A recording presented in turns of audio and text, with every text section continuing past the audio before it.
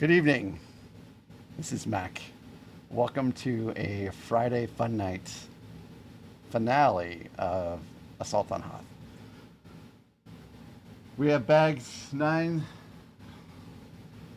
10, 11, 12, 13 to do tonight. So I'm probably going to get started here pretty soon. But first, I have to lock my cat up. So 1 second. Well, I'll let you see him first.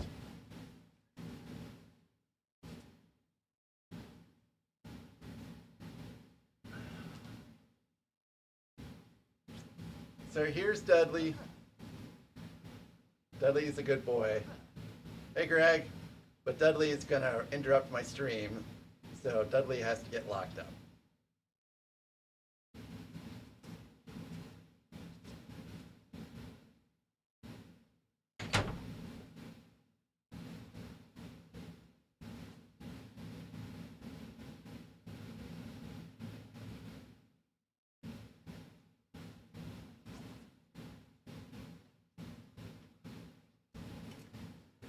So Dudley attacked one of the other cats on Wednesday towards the end of the stream, and it was so bad that Dudley is banished from the upstairs when I'm down here streaming.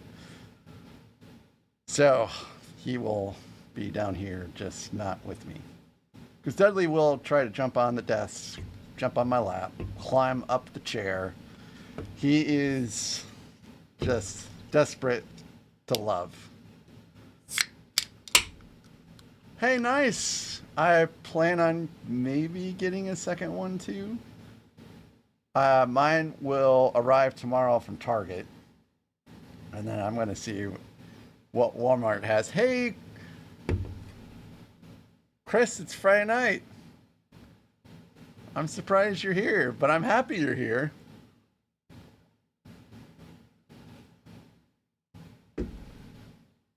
All right, so yes. Let's get started.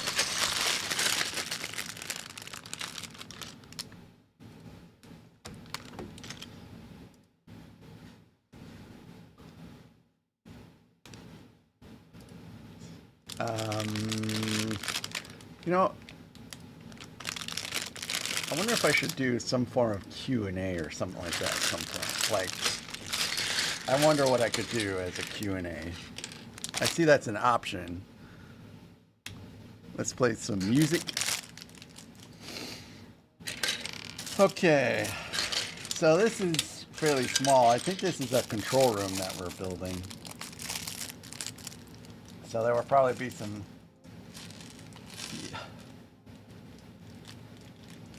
Oh yeah, okay, so yeah, you did basically drive right by my house in a way.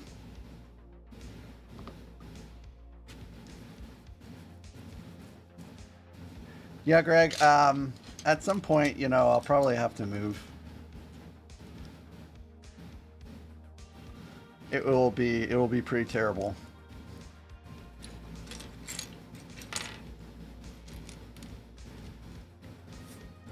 Especially the ones that you don't see. Like what you don't see is the Millennium Falcon over there.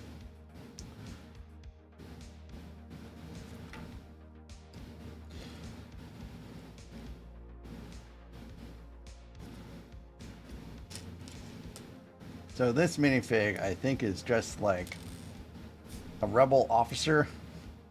I don't think he has a name to him.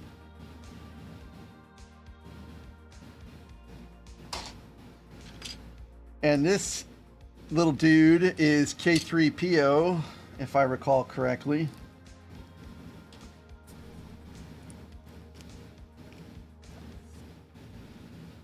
K3PO.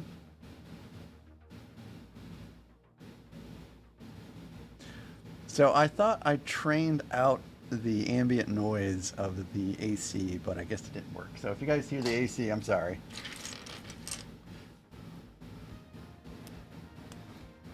And I think this is R3A2, if my memory serves me correctly.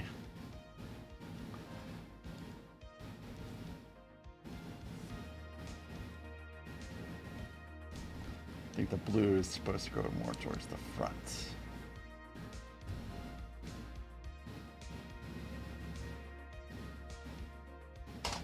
And all those will go into storage eventually.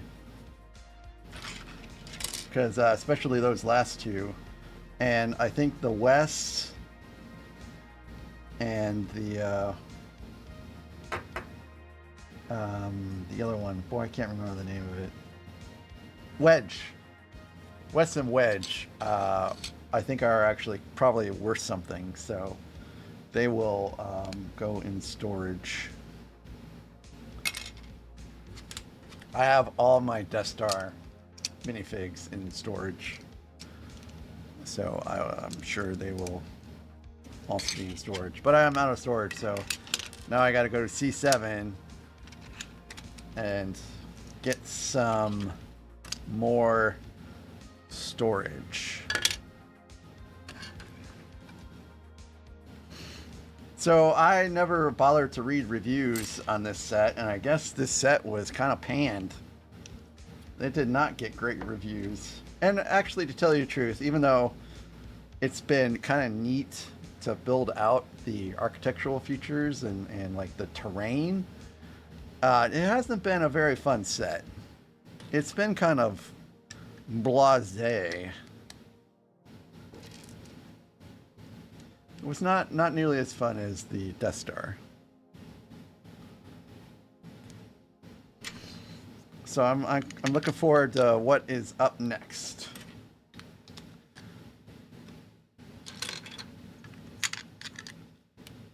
And I still have to fix the blast doors. I think the blast doors need to be pushed in on like the left-hand side a little bit more to make it close a little bit better.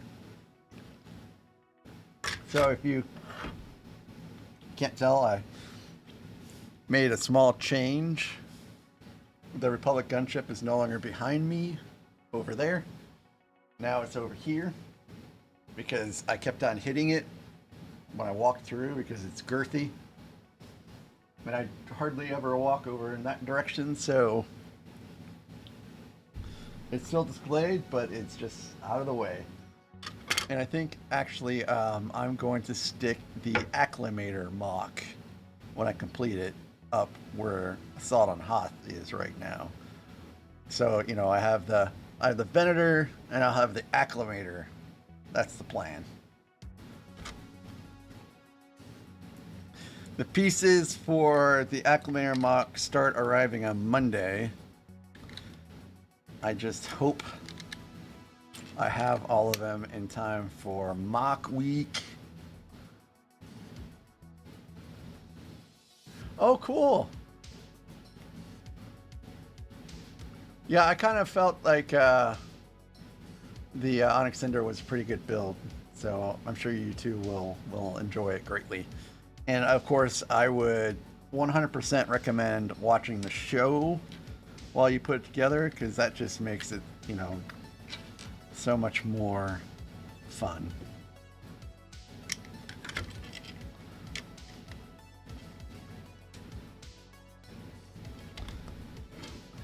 I trust everyone has had a good couple days. My days have been okay. Not the best, not the worst. Playing with Charlotte has been great because the weather has been so accommodating lately. Hey Arnold! She's been really enjoying the weather. I feel like I'm gonna have to stick a sticker over here somewhere, but okay, well maybe not, maybe not. Oh, yep, right there. But I think I have a step before I have to worry about that. So anyways, yeah, Charlotte has been very much enjoying the warm weather. They told me when I got Charlotte that she would probably slow down at about age 3. No, she is not slowed down at all. She's just still patiently waits for me to get off work, and then it's all playtime after that.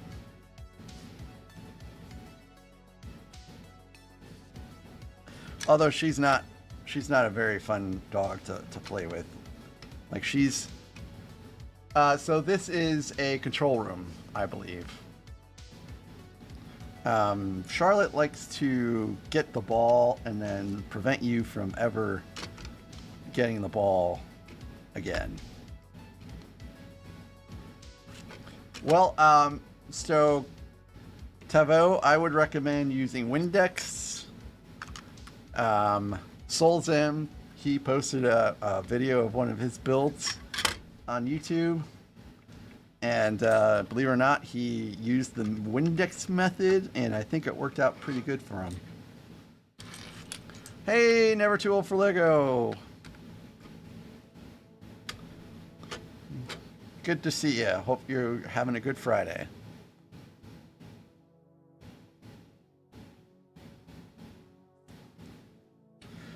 It's a control room, I believe.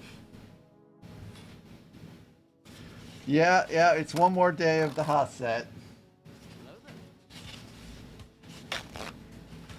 Yeah, I was just thinking, you know,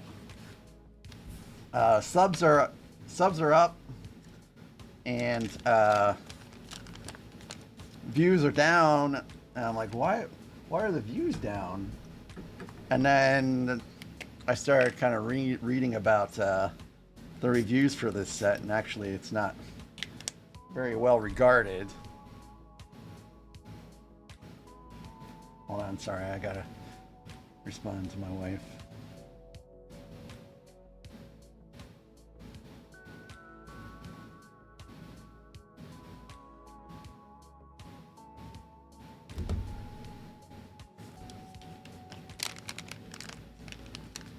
Which is alright, I mean. Oh yeah, it was the London skyline, right? I've been so busy today, I forgot all about it. How did it go? Never too old for Lego.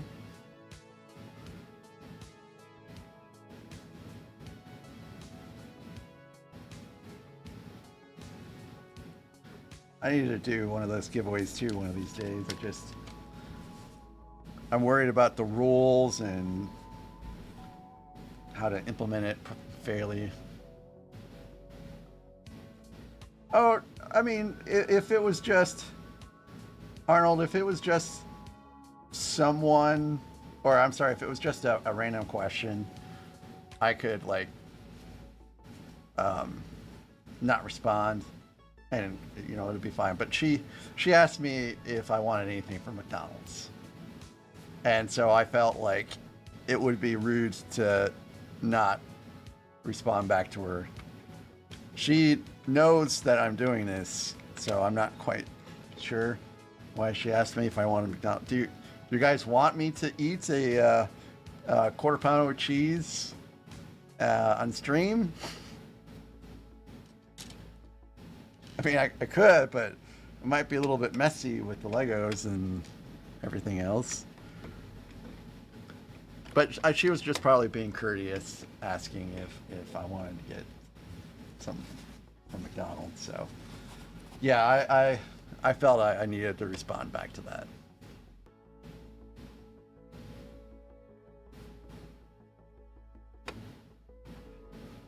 I think earlier, when she's on call, I always try to respond back to her because I just never know if she, you know, needs something or another. She's off today for the first time in like a week. So she's going to Mickey D's and she just wanted to know if I want anything.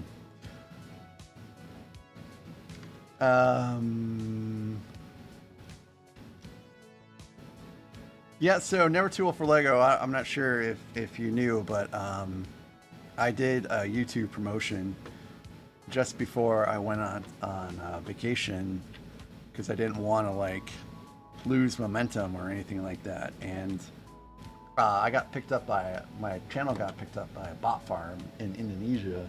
I know it did because when you look at the audience for that period of time, like 95% of it is from Indonesia, which is a lot, okay? And so what's been going on now is those bots are slowly like trickling away, and so my subs are like literally doing this. Don't do YouTube promotions. If you find me on Reddit, you'll see my stance on that for sure. But anyways, I'm glad that the giveaway was amazing. And Arnold, I don't know if you caught my my Lord of the Rings. Oh, I think you did catch my Lord of the Rings stream. I tried to smoke a tobacco pipe while putting together Legos, and that actually did not turn out. It was pretty difficult. It was pretty difficult. I don't think that will be repeated.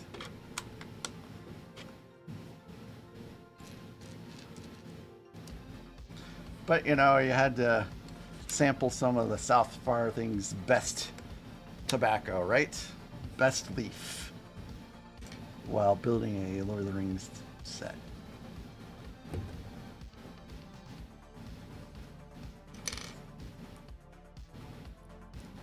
Yeah, people do all kinds of things like throw their Legos downstairs.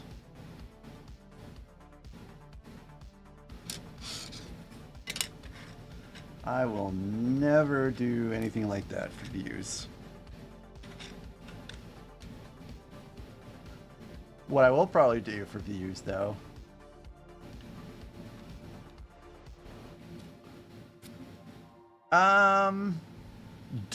I don't know though. They might not smoke, but I'm sure they've got pipes in their mouths.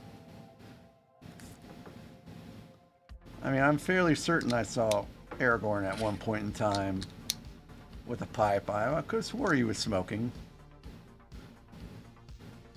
I'll have to pay more attention with my rewatch of Lord of the Rings while I continue building out Barad-dûr.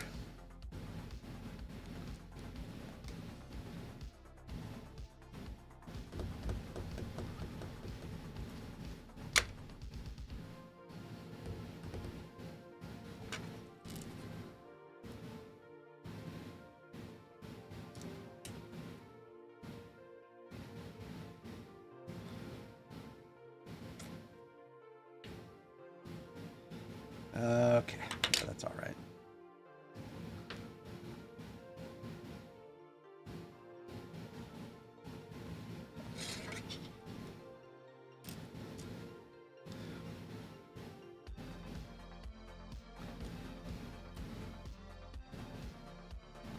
Okay, this actually gets one here, but it overhangs a little bit. Interesting technique. And then another one. It's all about the ice, baby. Ice, ice, baby.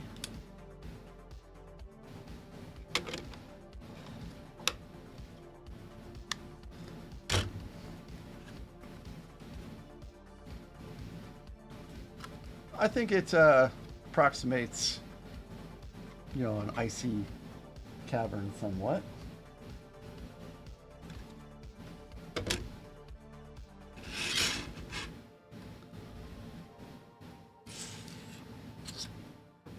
Oh yeah, more stickers.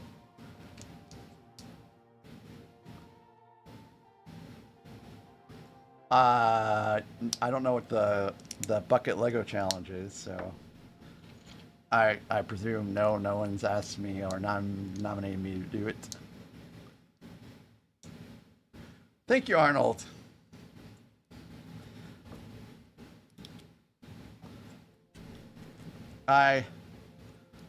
I thought I would just be a little different for that particular stream.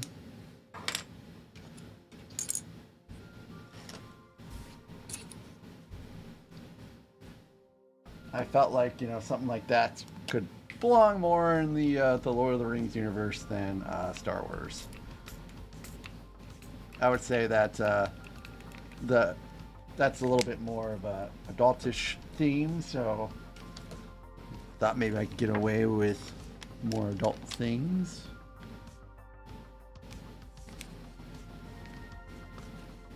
Oh, God. Oh, Starry Night. That looks like a pretty good one. I want to get the Milky Way galaxy.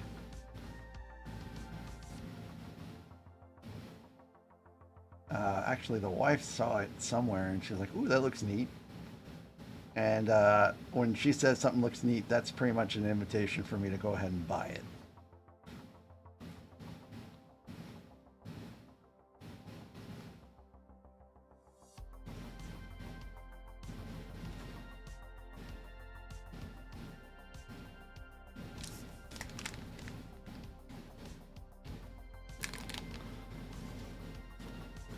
Let me make sure I get this perspective correct. So nothing is more terrible than putting on a sticker backwards.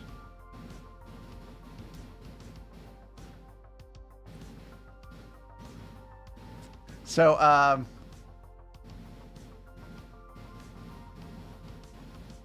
believe it or not, never too old for Lego. I don't have enough Legos to dump over my head.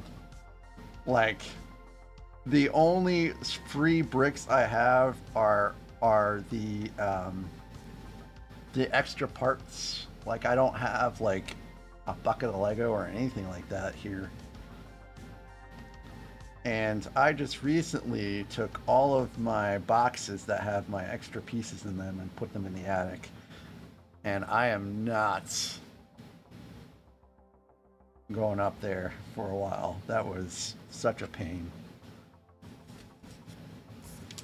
Yeah, there's someone selling a whole bin of Legos about 20 minutes from me. I might go buy tomorrow.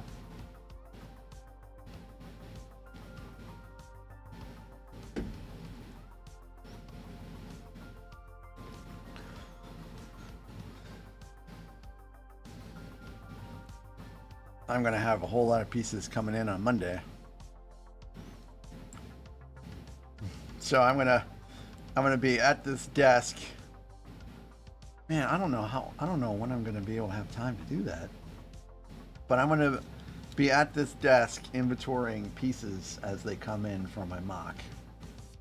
And it just does not sound like a terribly good time.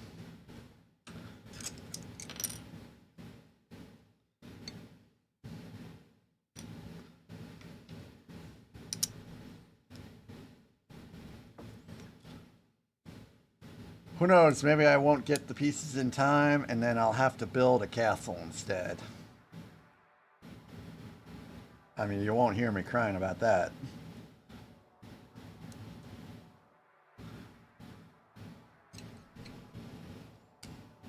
Oh yeah, yeah, this Acclimare mock is 5,500. It's a lot.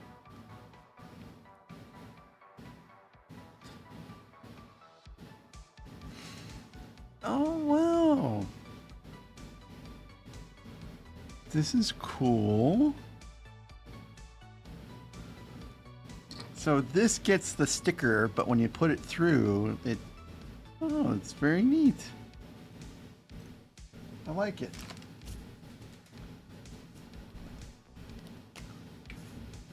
Yeah, well, I mean, I have sorted, but to some degree, I mean, it was like, okay, I take like the top panel off of the Millennium Falcon and then rip it apart and then sort those and then for a while there I started rebagging everything. So, and I didn't have a list, and I don't know if there even is a list. There probably is a list of all the pieces that are supposed to go in bag 1 or bag 2 of the Millennium Falcon. So what I did is I just had this big bucket of pieces, and I just basically went through from step 1 and was like, okay, well, I need this piece. Let's stick this in the bag, and let's stick this in the bag. And I did that for like the first 9 bags. I'm like, I'm done. I'm just gonna take all these pieces and sort them into bins and just YOLO it in there.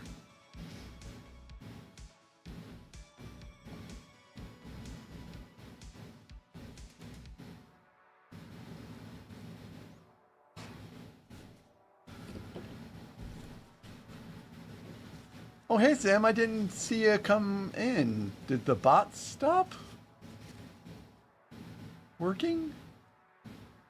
Oh, I'm sorry, Zim. I totally missed you say hello. Hi, Zim.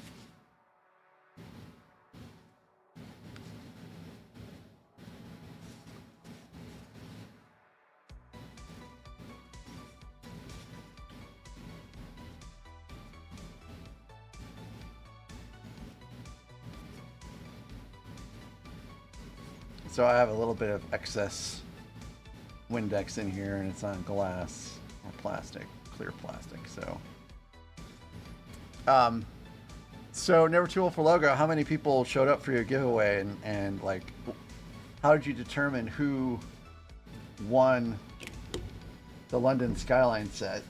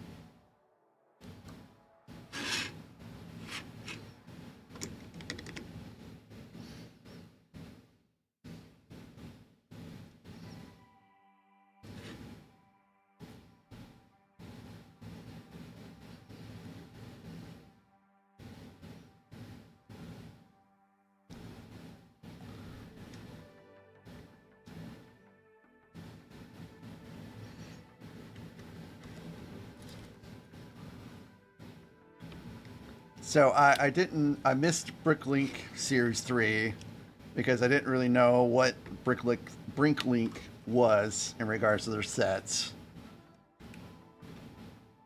And people are receiving them now, and that Forest Stronghold looks really neat. I'm a little sad that I missed out on Forest Stronghold. So I'm supposed to stick this on. So I'll just go ahead and set it up here for now. I picked up Dudley for like 2 minutes, and he deposited about 9 years of cat fur on me.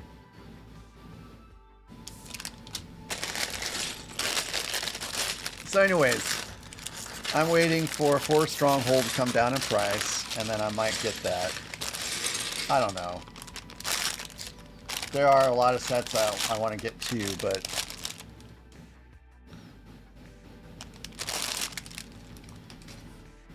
I have so many already. So this is a wampa cave. So we get to put together the wampa.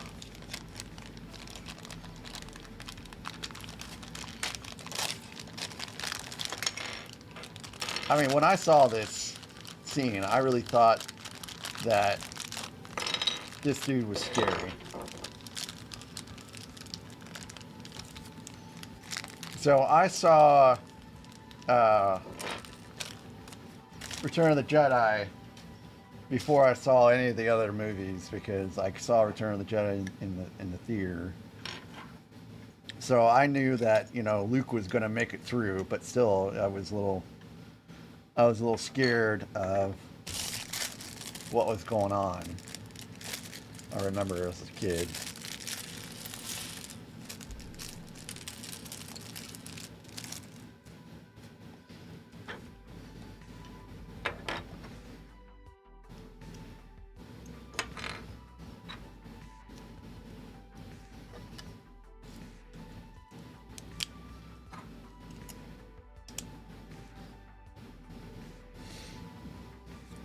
This is what I imagine basically Yeti looks like without the horns.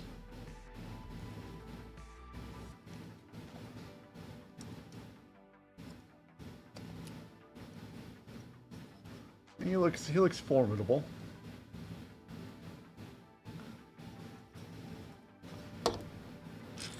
And then I believe this is Luke.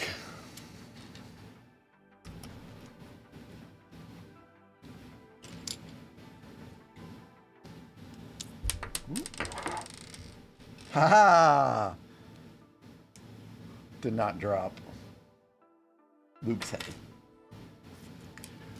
Well, Arnold, that is true, but I'm pretty sure my movie theater is too small to care about the re-release of Revenge of the Sith.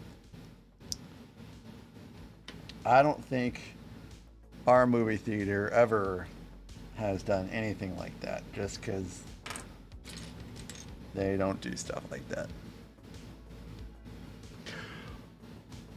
By the way, I was starting to think about what am I going to wear for May the 4th?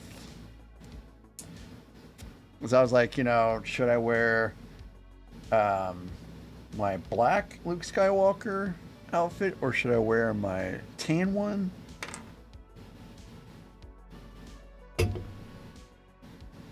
And then I started to think, well, we got a cruise in May. I better figure out when our cruise is in May. And sure enough, I am out to sea. I am out to sea for May the 4th.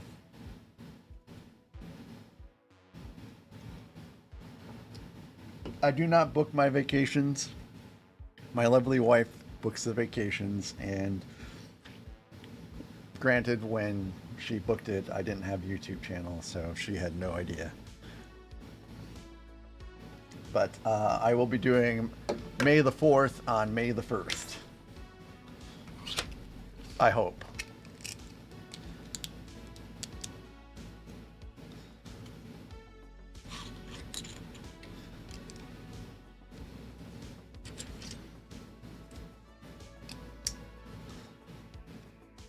So, anyways, the two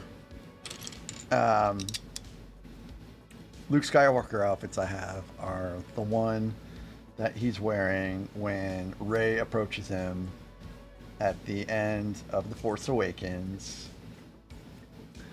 And the other one I have is the one where he's fighting Kylo Ren. Those are the two I have. So you guys can decide if I'm going to be the tan one or the black one. My hair is not going to make it. I'm not going to have long enough hair. I know that. I don't know about the beard. I might try to grow the beard out for that.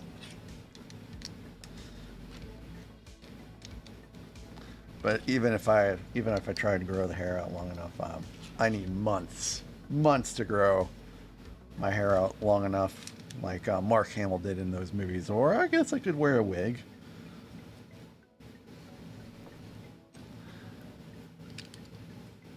I don't know though. That seems like it could be uncomfortable for a few hours.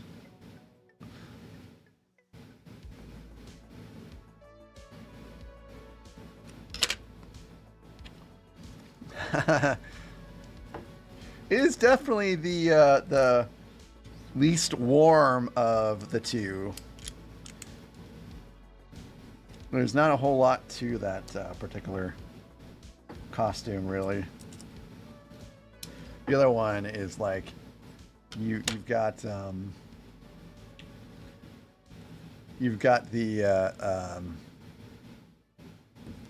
layer, and then there's like I don't know, cloth that goes up and down the side. Cloth that goes up and down the side, and then you've got a cape. And you've got like another vest thing that goes on it too. So it's definitely a lot of clothing. I feel a little fortunate because this past Halloween, it was a little bit chillier, but the first time I wore that, I was sweating massively. It was pretty terrible.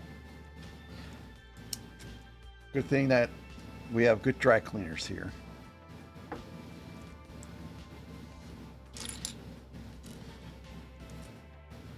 So yeah, I'll have to do my May the 4th thing a little bit earlier. I know it kind of sounds lame, but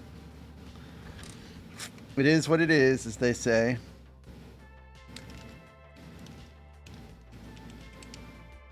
And then because I doubt I'll have Jango Fett's helmet in Slave 1 before then, I'll have to end up building it when I get back.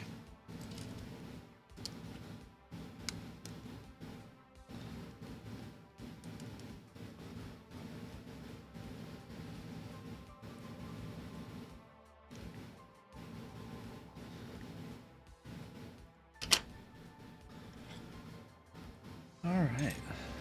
So we are definitely going to get through this tonight in no time. 13, step 13 looks like it will take just a little bit, but I mean, we've already gotten done with 9 and we'll be done with 10 here in just a couple minutes. So I know no missing pieces and so far.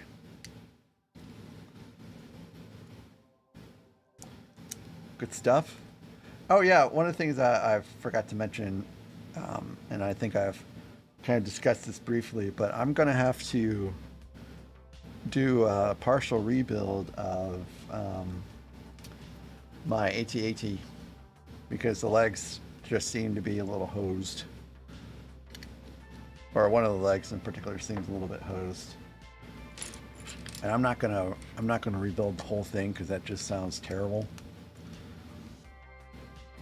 But I'll take the top part off. I'm pretty sure I can take the top part off and then just focus on the bottom part.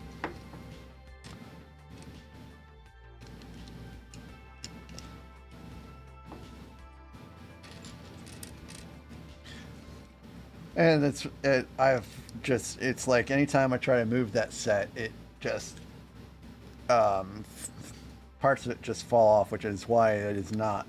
A lot of people say it's one of their favorite sets. It is not one of my favorite sets. And there are other people that have had the same issue, so it's not just like a novice build issue.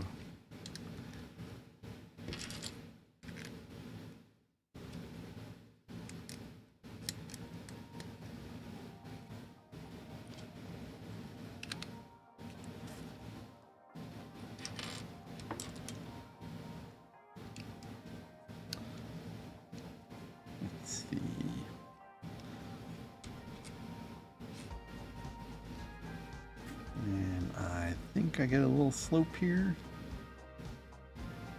Nope, I already put it on.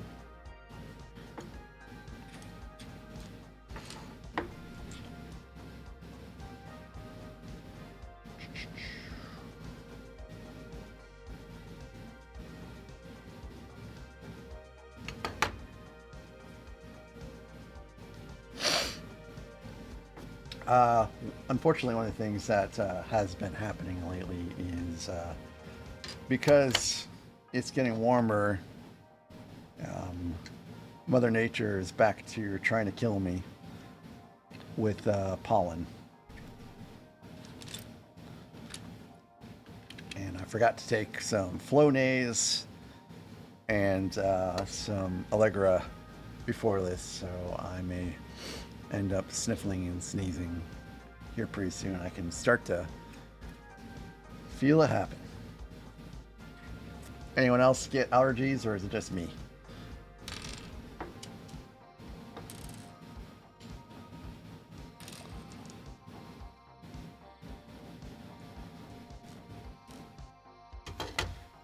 Finally, the air conditioner turned off. Nope, it's back on.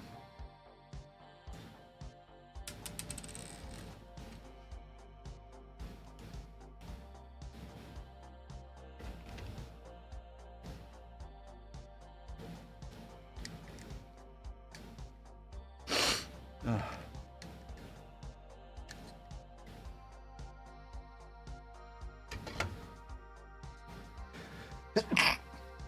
goodness gracious.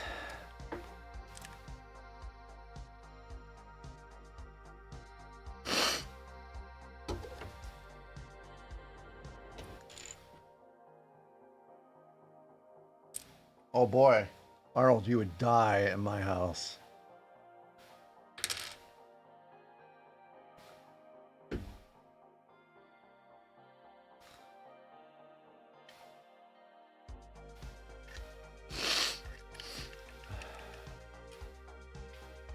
So every once in a while, I notice that, well, my brother-in-law's cats would give me allergies, strangely, but my cats, they don't. I guess maybe I just have to spend more time around my brother-in-law's cats.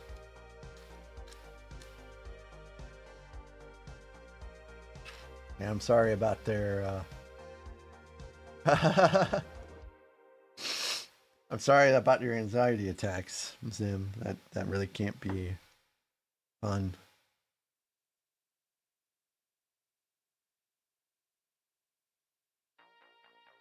And hey, Shifty.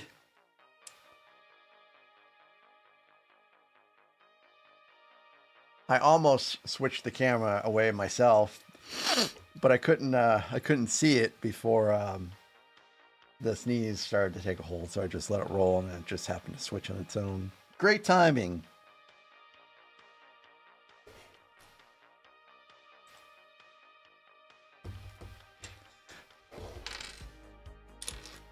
So I never had allergies when I lived in Northern Illinois.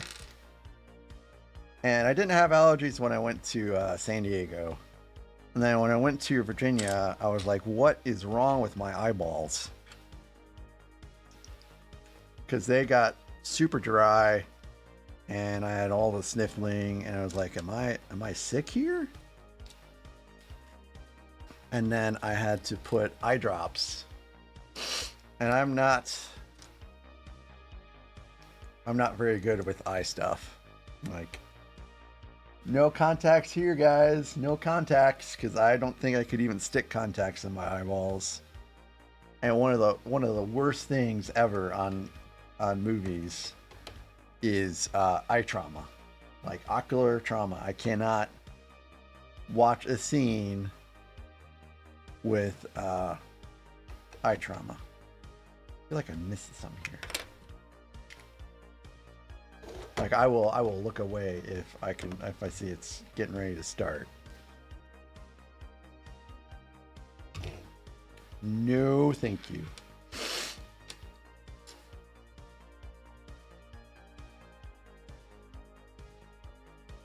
So I took one of those allergy tests, and it pretty much confirmed that I'm allergic to just about everything. Oak, some parts of grass, or some grass, not all grass. And there was a few other things. And I started taking allergy shots. But when I went to them to get the allergy test, and they said it would cost this much money for the test and treatments. I'm like, okay, well, that sounds good to me. And then they started charging me every time I went to get a shot. So they said, oh, no, that was the money that you pay was just for the test. So they tried to swindle me, so I stopped going for my allergy shots. Have I seen the scene from Dead Space 2? I've played through Dead Space 2, yes, and that was not a great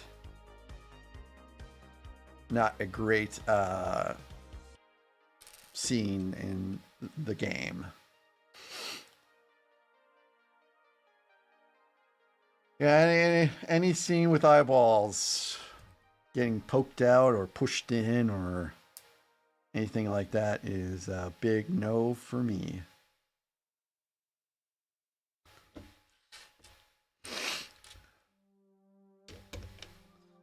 I love this color blue, by the way. This color blue, I love it.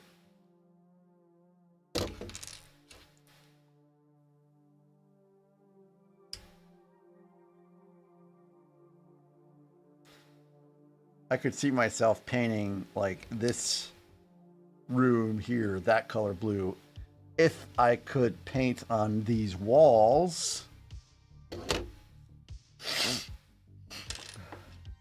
I'm gonna probably have to take a small break after this and get some Kleenex and blow my nose because it's terrible.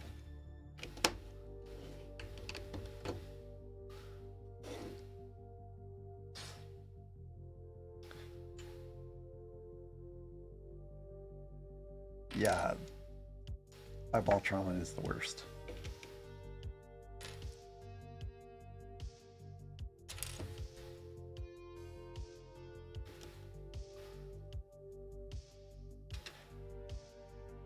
Yeah, I like sky blue, baby blue. I think that color of blue would be better than painting a room like a navy blue. I think navy blue is just a little too dark. Oh, actually, yeah, we have a room that is actually painted upstairs like this color. I totally forgot. I don't know how I could forget.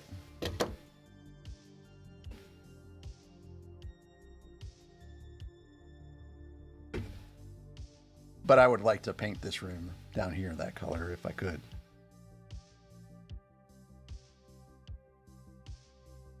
One of the things that we thought about doing is taking our second garage. I know we have a second garage, but that's just the way the houses are built here, and converting it into like another room for the wife, like a sunroom or something like that. And we actually have a pretty good lead on that now, so we might get that started here pretty soon. Won't help my space, except for it'll mean that we'll have to get like a shed to stick the stuff that's currently in there into the shed. And maybe I can sneak some of this exercise equipment into the shed. So these are supposed to be icicles, I believe. Icicle there and a little icicle there.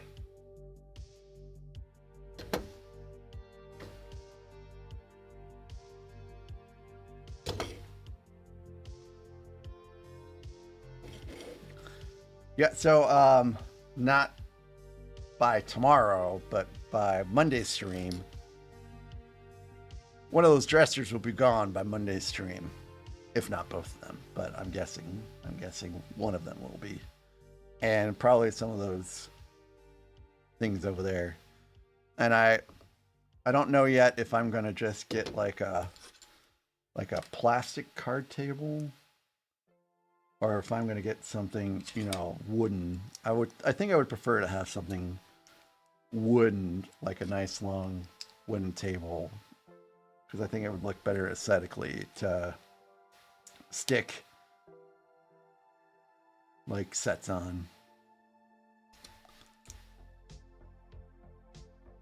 That is a plan for this weekend.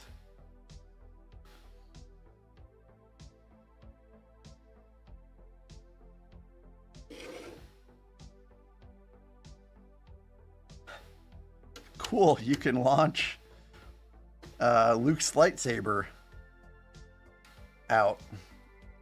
I mean, I won't, but you have the option to do so. Kind of like a reenactment of the, you know, the scene where he pulls his saber to him using the Force.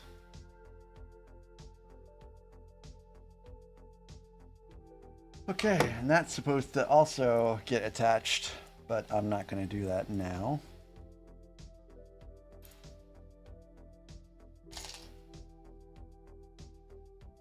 Because I'm moving it anyways, so there's no point in attaching it.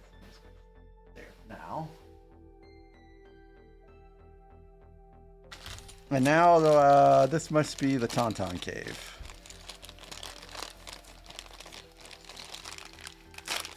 Or Tauntaun stable, I should say. Tauntaun stable.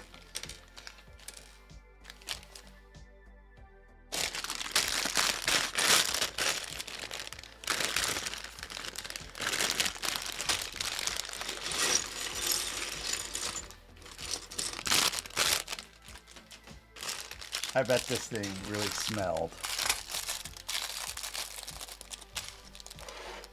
Yeah, I know. I don't like the spring load stuff either. I'll never, ever, ever launch it. I mean, I feel like I shouldn't even load it and just load it just because.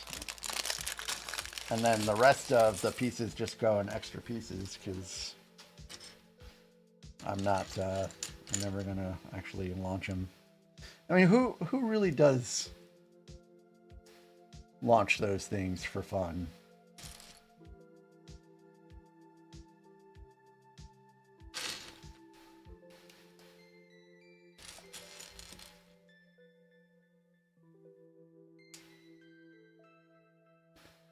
I believe this is Han Solo, right? I think it's Han.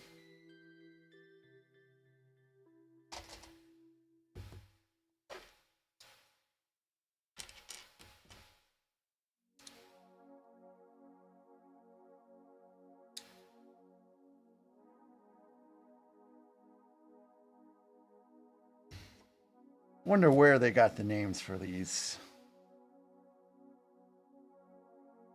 I mean, when I look at this, I don't think of Tauntaun.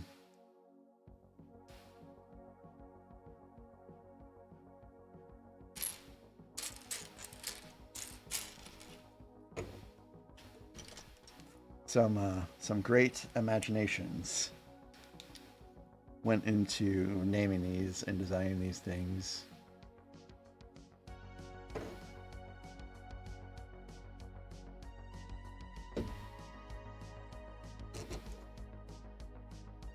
Oh yeah, Tauntaun.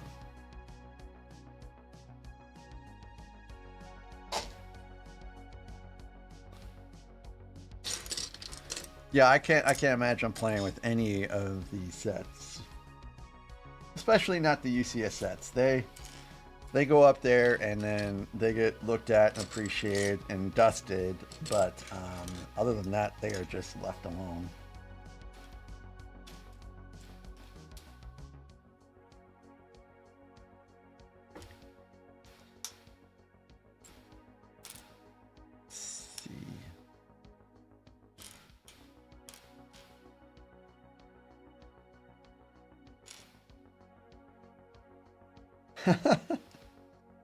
Yeah, I think a lot of people were. It had to stink so bad. But you know what? He lived. That's pretty good thinking, though, in a way, you know.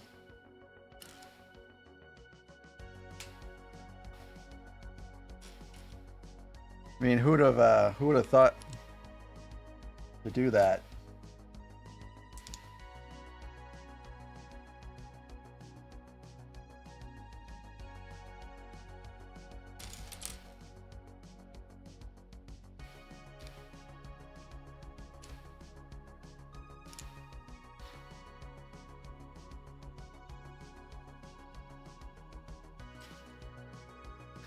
Honestly, watching the movie, I did not remember they had like a full-fledged Tauntaun stable. I know they had Tauntauns, but I didn't really think of it as like a stable.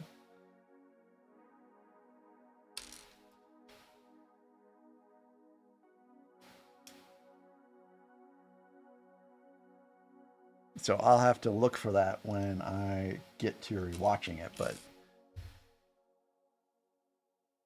my next stream is tomorrow. Tomorrow is TIE Fighter. But I'm not I'm probably not streaming on Sunday.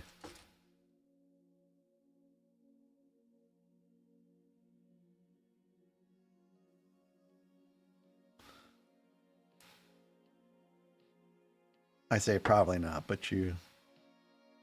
Oops, that doesn't go there. You never know.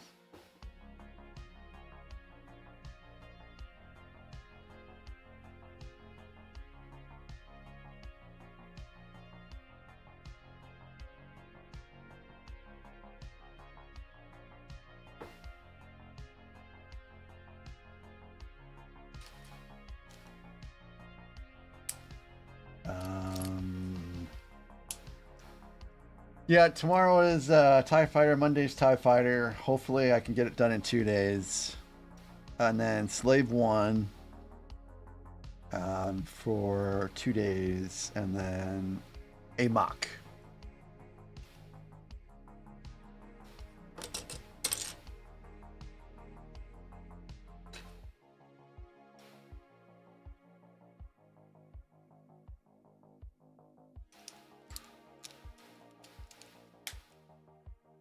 Oh,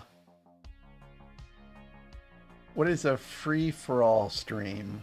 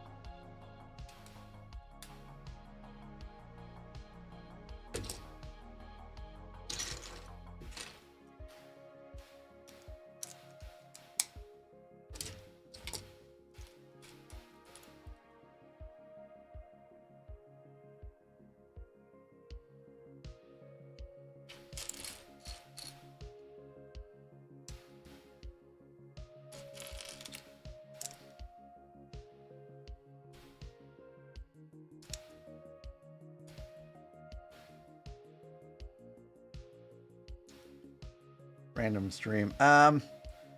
So what I want to do on Sunday, at least during the first part of the day, is I want to build out the AT driver's helmet. And that requires this camera here, or, well, yeah, probably this one be moved. And also I have like this frame that goes behind the desk, and then I have some Formica that I haven't actually taken on the box yet. That's supposed to be like a backdrop, and that's a lot of setup, and that's a lot of takedown.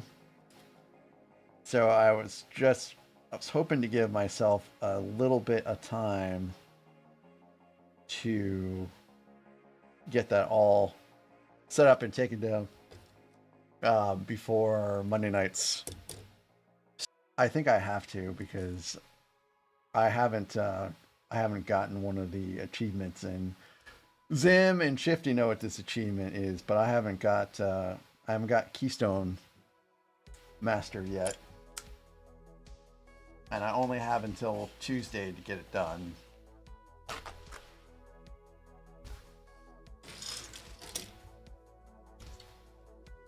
No, I'll have to spend some time before then. But the good news is I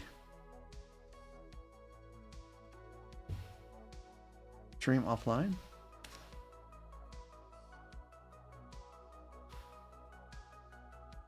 My stream's offline?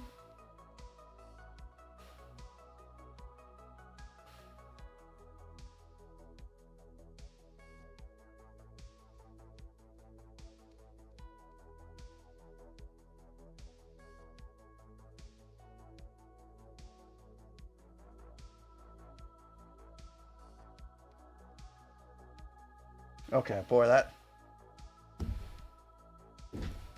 I have had this stream end in the middle before, and it was a huge mess. Trying to get it back up and running again.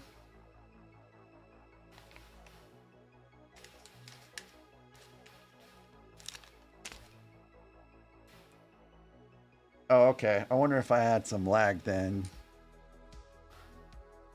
Or something. I don't know. I didn't see anything happen here.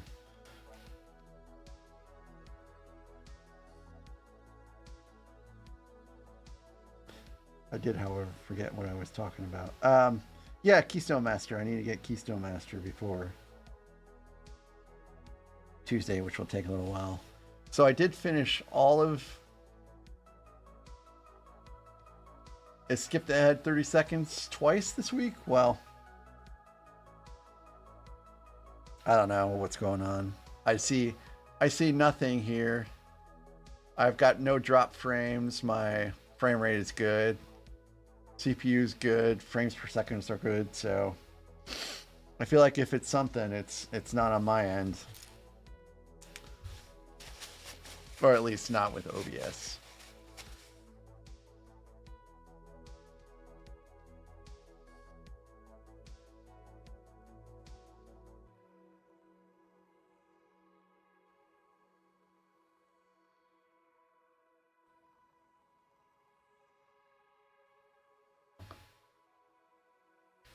So where was I?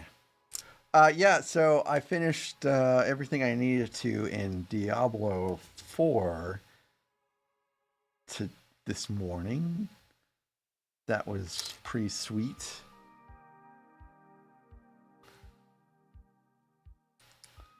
Now I don't have to worry about that game until May. Late April, May, somewhere around there. When the next season comes out.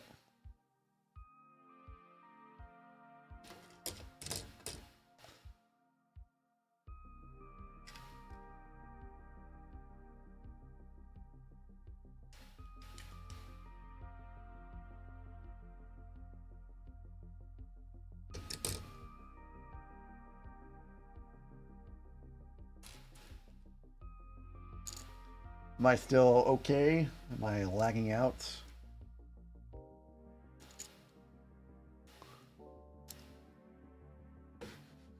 Let's check the YouTube live control panel. I can get, where is the mouse?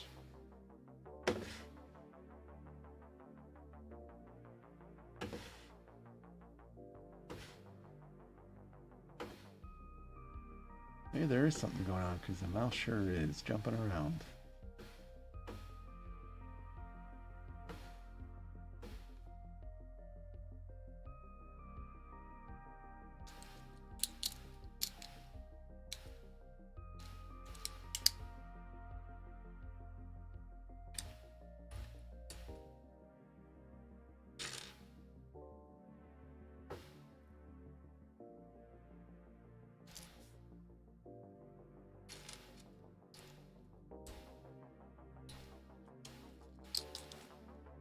Well, I blame Canada.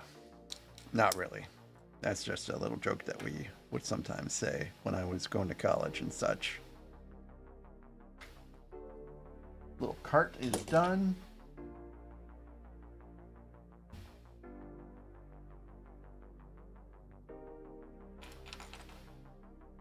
Okay. Well, it does say that my stream's current bit rate is lower than the recommended bit rate. So, but the stream says it's still good. I'll try to increase the bit rate tomorrow if I can remember.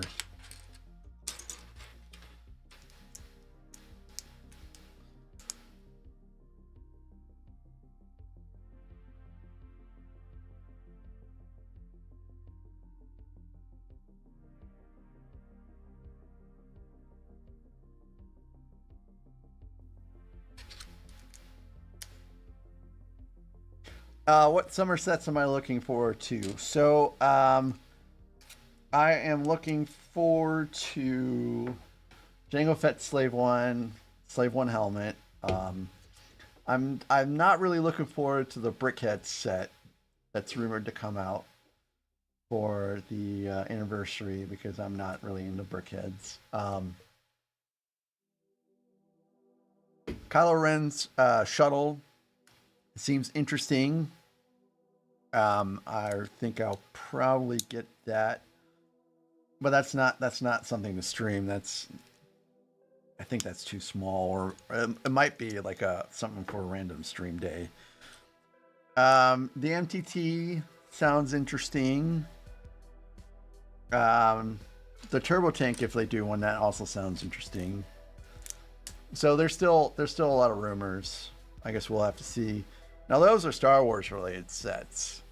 Now I am going to absolutely get Bag End for Lord of the Rings, and it's supposed to come with a gift with purchase, which is Gandalf arriving, so he'll have like a cart and his fireworks and stuff like that.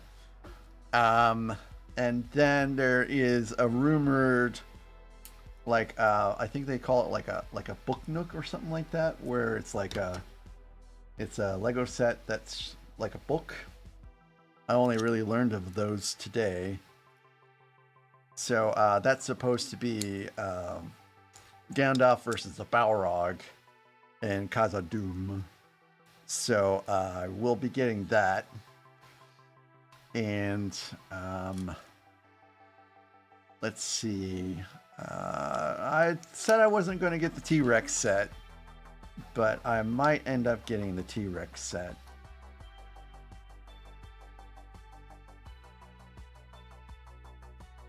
So we'll have to see.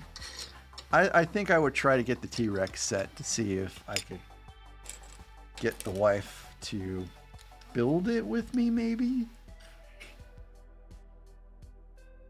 But I doubt she would do something like that on stream. And I think that is it. So if I can score the medieval seaside harbor for something less than double the price, I could also probably see myself getting that. So many sets. So many sets. Oh, and then of course you've got the Death Star 2. I mean, I would have to be an idiot not to get the Death Star 2.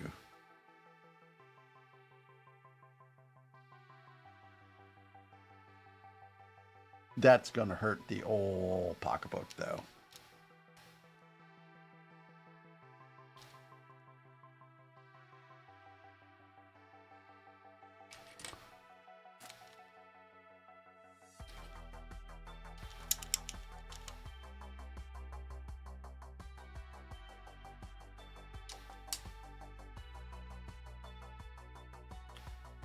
So things I'm not interested in getting, like I didn't really see anything for like Harry Potter.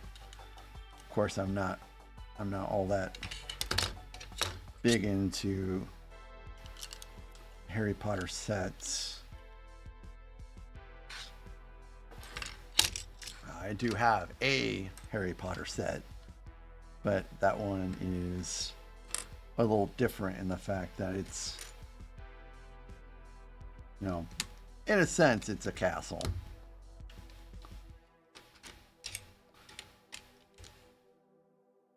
And of course, you know, I'm not into Friends, and I'm not into City.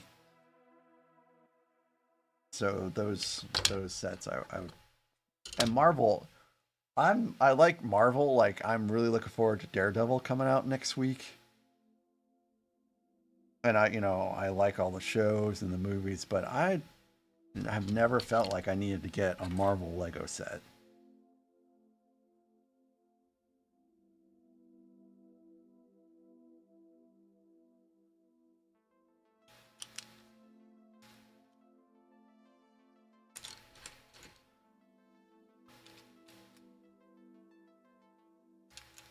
So are you thinking like a Triceratops Zim, like an off-market Triceratops build, or maybe a Stegosaurus.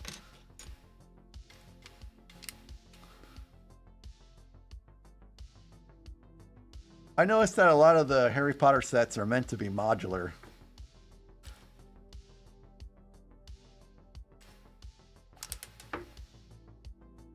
Feels like they have a lot of modular Harry Potter stuff out right now.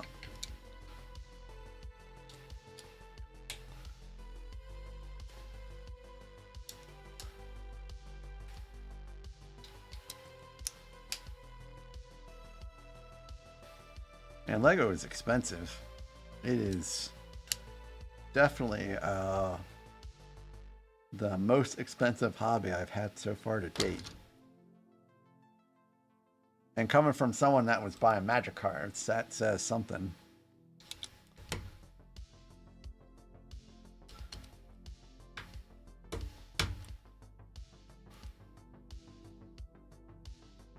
Yeah, I like the looks of that set too, actually, to be honest. And I think they have some sets that are, you know, kind of like I was talking about with like the Lord of the Rings set, where it's kind of inside the shape of a book. I think they have some Harry Potter books that have that set up. That's at least what it kind of looked like when I searched for sets like that today, after I heard the news about that particular Lord of the Rings set coming out.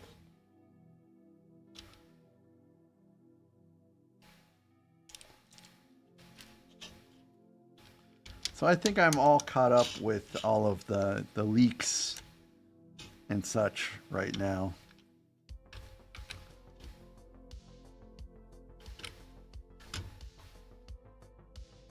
At least with the... Yeah. It sure is crazy. I mean, I felt like I spent a fair amount of money on Magic the Gathering over the years.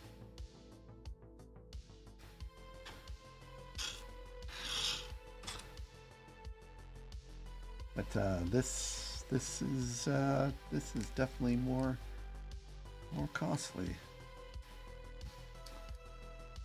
And I'm very happy that the wife has been supportive for both of those hobbies.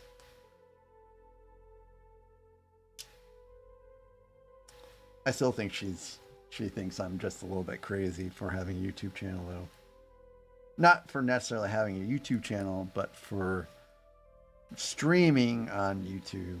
Like, she has her own YouTube channel that she hasn't really done anything with in a while, but she's never ever like gone online.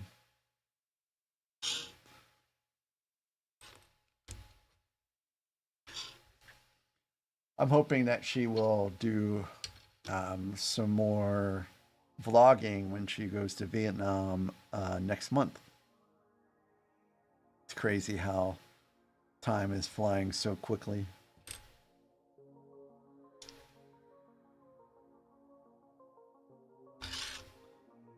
I am not going to Vietnam. Oh, I don't think she would. I don't think she would get on stream.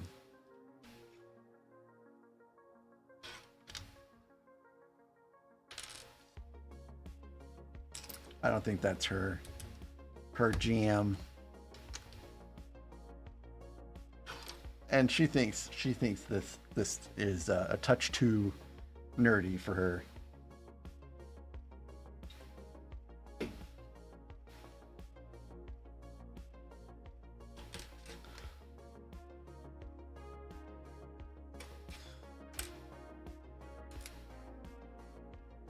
But you know, who knows? So she is going to Saigon, and I don't know how it happened, but her dad was in the Vietnam War, and he made a remark about how he thought it'd be kind of neat to go back and kind of go look at things after the war.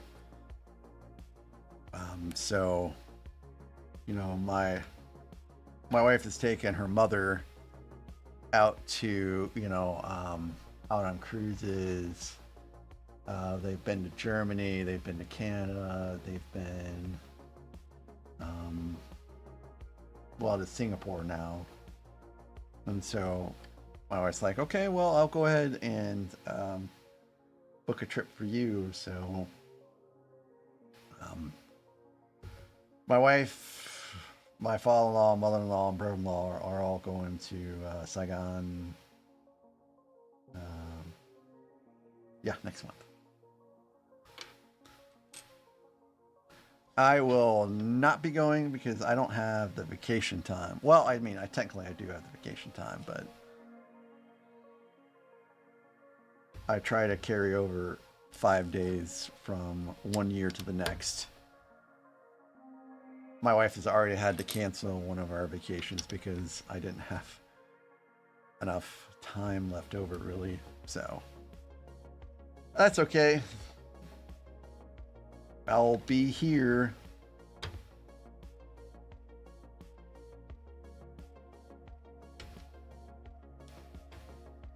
You guys will be my company while my wife is away.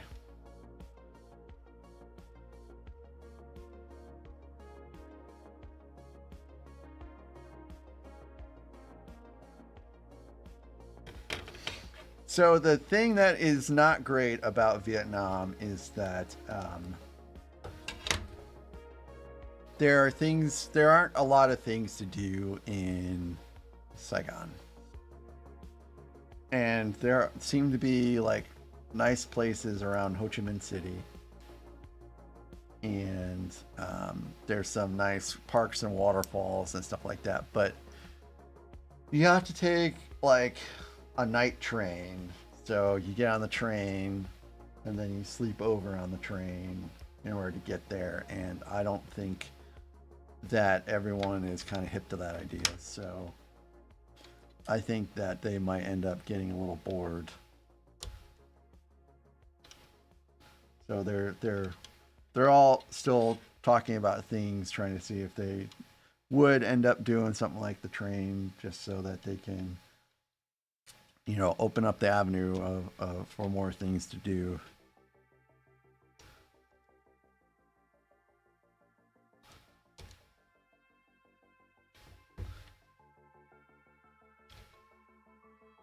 My wife did a pretty good job of planning things out for Singapore, so I kind of just let her plan all that out, and I feel like she did a pretty good job, so she'll probably do a pretty good job in Vietnam too.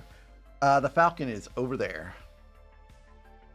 If I had a fourth camera, I would have it show up, but I don't have a fourth camera, so and I don't know where else I could really stick it at. So yeah, Falcon is over there.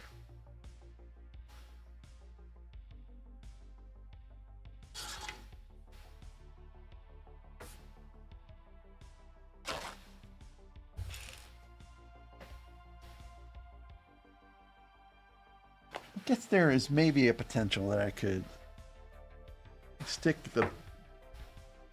that one over there. I mean, it kind of would make sense, and then no, I can't do that. I don't have enough space down in this area for things to make sense.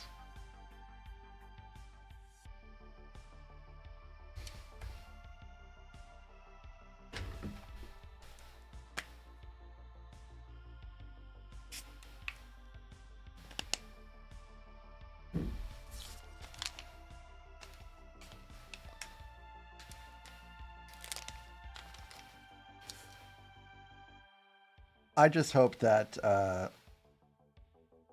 you know, my father-in-law was on Hamburger Hill, and I don't know if you know anything about Hamburger Hill, but that was a pretty brutal battle.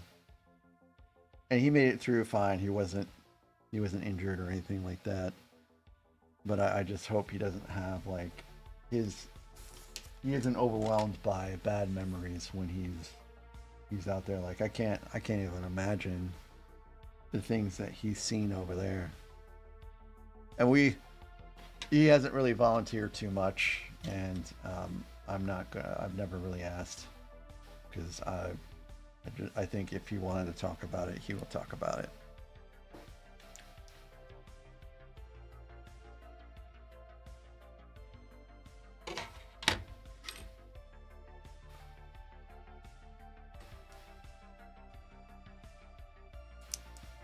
But I imagine they'll have a pretty good time.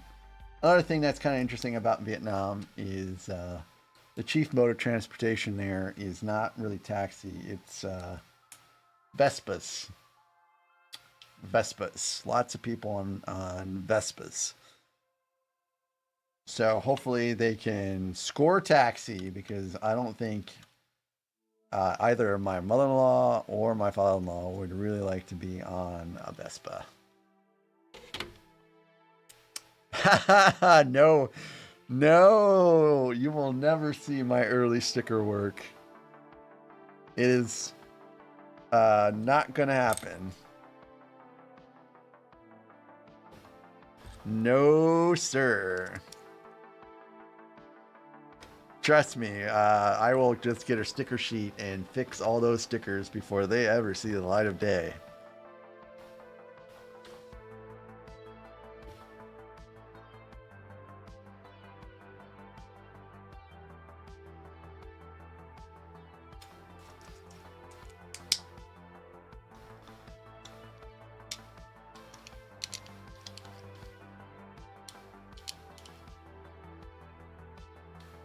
Yeah, I hope he remembers more of the good times that he had there with his squad than the bad times for sure. And of course, you know, he'll be flying business class because you know he's kind of older, and my wife didn't want him to have to suffer like through a, gosh, I think it's got to be like 16-hour flight, and you know, coach, you know, he'll get to at least be comfortable for the trip.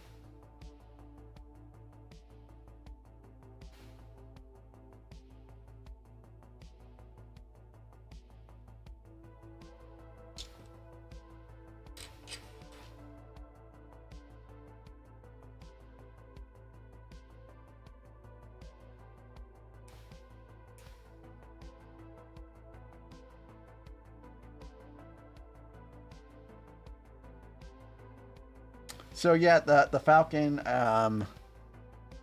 will, it might be on screen someday, but it will stay closed up.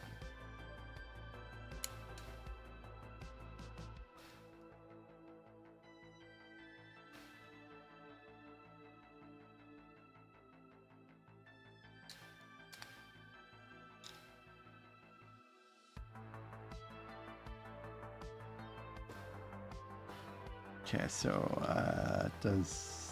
okay, so it goes on top. This is pretty nifty in the fact that, you know, it moves around. It's a little moving crane. And rotates. Woo, woo.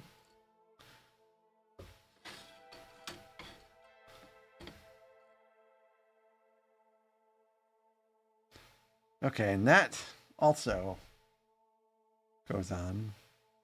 Oh yay! Look at that! It's a little tauntaun harness. That's what this is. So I could take this off. You put the little harness on here.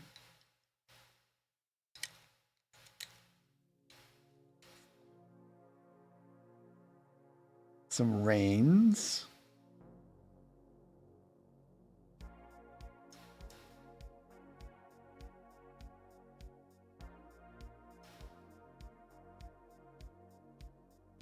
Rains kind of go in the mouth. And then, oh, he's got a little place for Han Solo's blaster.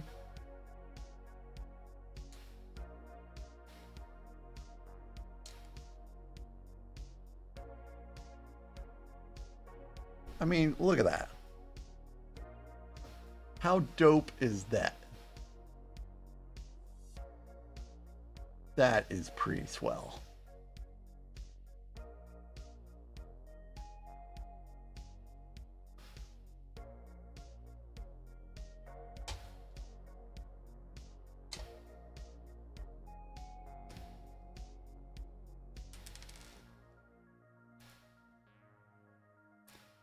I feel kind of bad about not putting these on here, so I'm going to actually...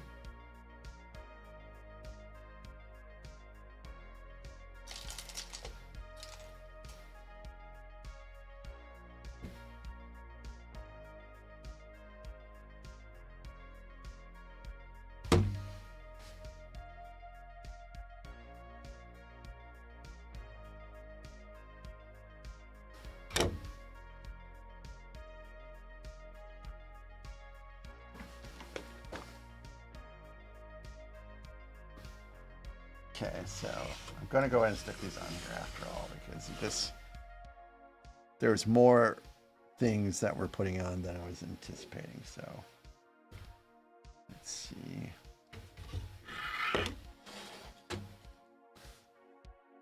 This goes here.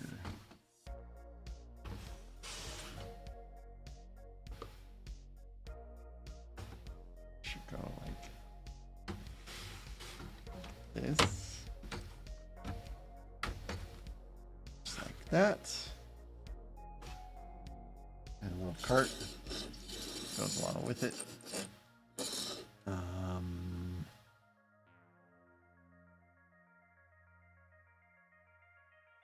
Guess I'm gonna have to go back a little bit.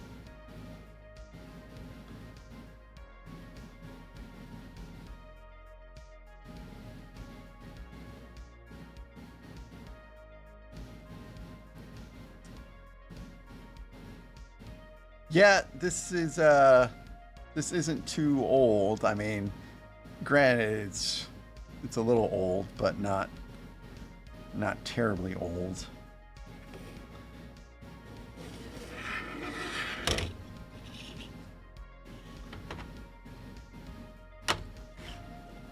And then this gets put there.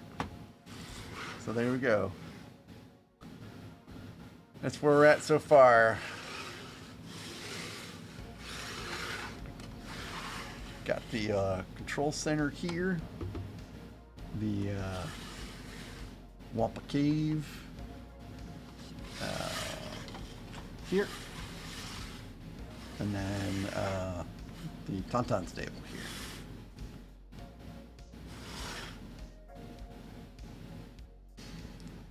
Yeah, the thing that kind of makes me sad is, you know, I'm going back in time. And my favorite set so far to date was released in 2012, and it's already built.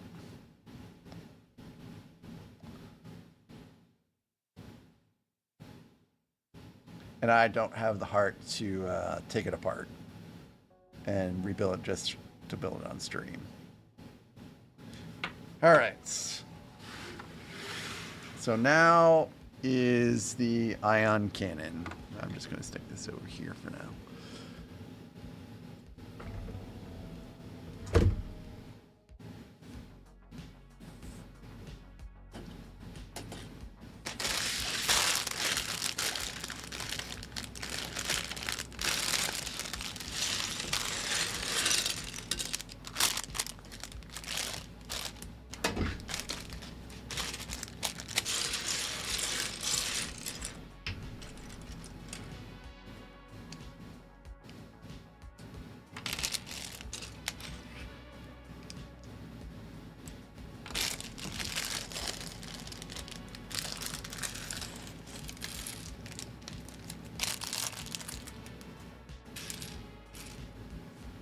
Okay, where are her legs? Here's her legs.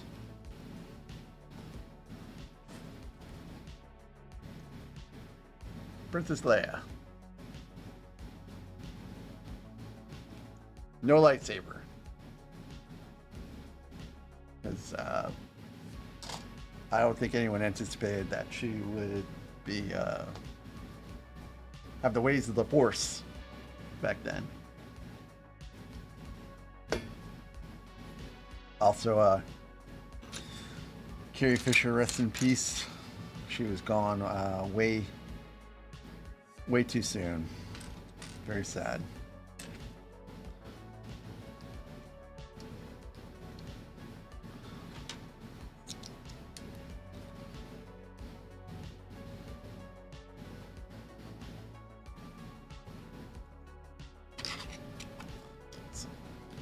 Yeah, this, I think this is actually supposed to be displayed independently, so I don't think this gets actually hooked up to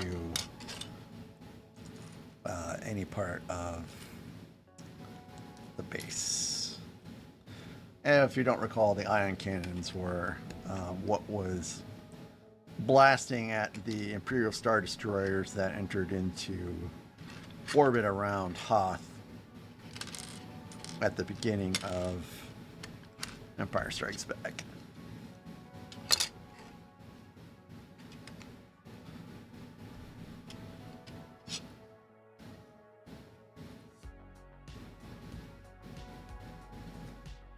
Which was in the clip I posted at the start of the stream that caused my stream to get interrupted. So I just wonder if I made the mistake by playing stuff too long. I think Zim commented to me about that later on, that maybe I had things going on for just a little too long. And that's, you know, what ended up happening.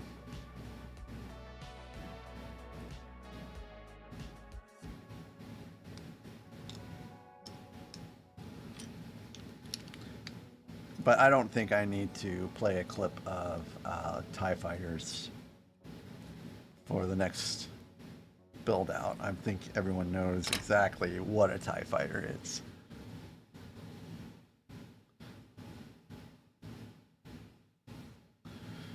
Yes, at the end of Return of the Jedi, absolutely. But at the time in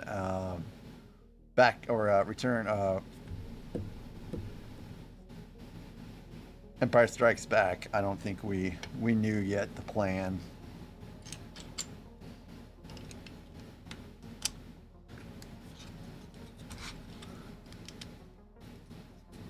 It has been a long time since I've seen the original trilogy. And I am watching through everything, but there is so much stuff to watch now in between Revenge of the Sith and A New Hope. I mean, I haven't even made it through Bad Batch yet. And there's stuff after that. I think Rebels takes place after Bad Batch, maybe?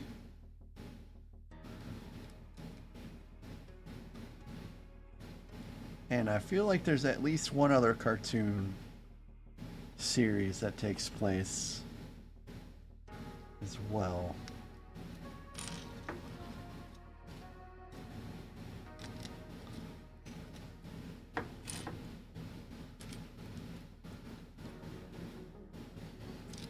I have watched through season 2 of The Bad Batch, by the way, since the last stream.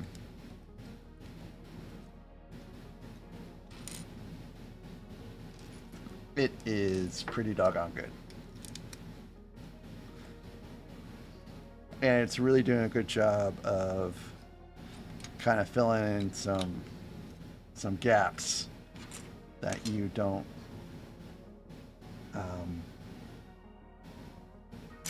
really kind of see happen between what they do with, the clone troopers and stuff like that. Like what's going on with Cody, what's going on with Rex. You get to see them in Bad Batch and kind of what they're up to. Echo, of course, he was in an arc in the Clone Wars. So he's in Bad Batch a lot.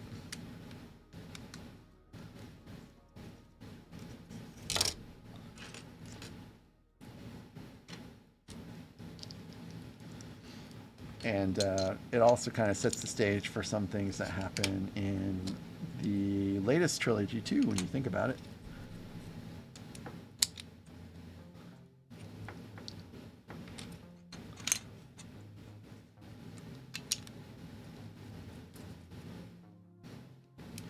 No spoilers. I'm trying not to spoil anything. So if you haven't seen the Bad Batch, highly recommend it.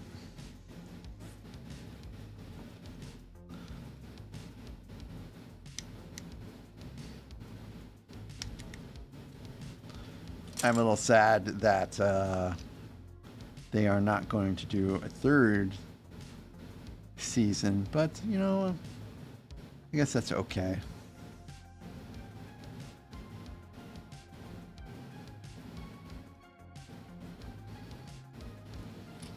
You can only have so much money to do so many things. So I guess it's better just to end things on a good note.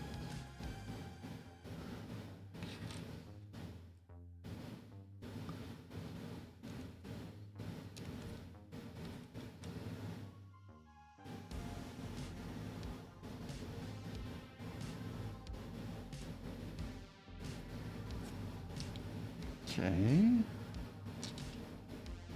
Oh, I think that goes up one more.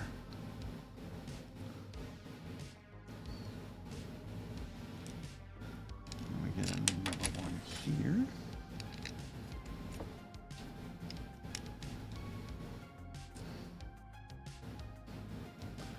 My buddy keeps asking me what I think of Severance Season 2, and I'm like, man, I don't think I've seen more than the second episode of Severance Season 2 at this point.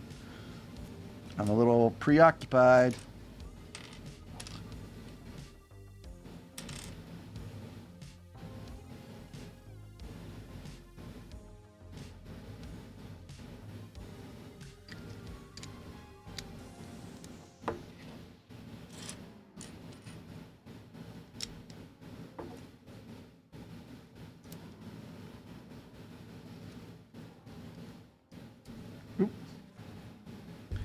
So I have dropped some things, but none of it's gotten out. Oh.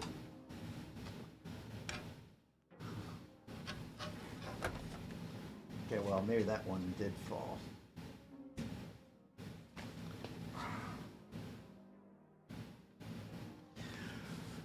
I blame fat fingers. I was actually taking piano lessons when I was younger.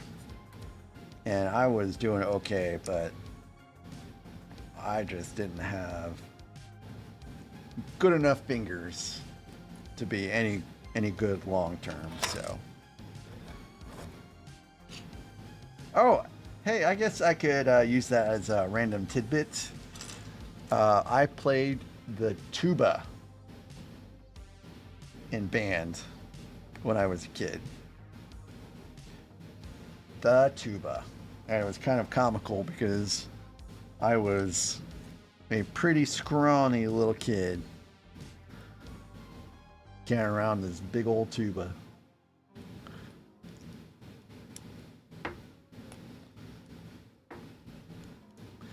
I believe my sister played the flute. And we were in band until the instruments got too expensive to rent.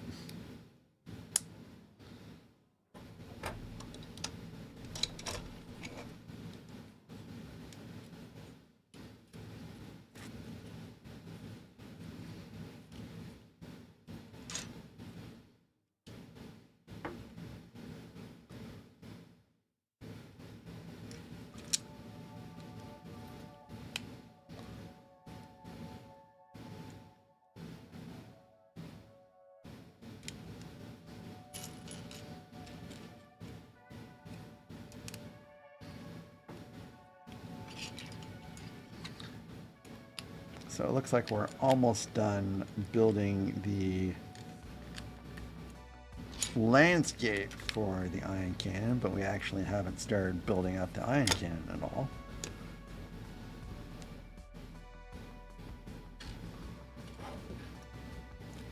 I wonder what this green piece is going to be for.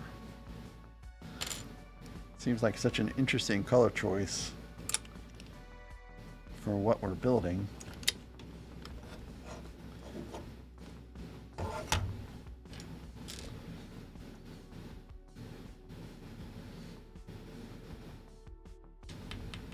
I think I forgot to stick 2 of these slopes on here.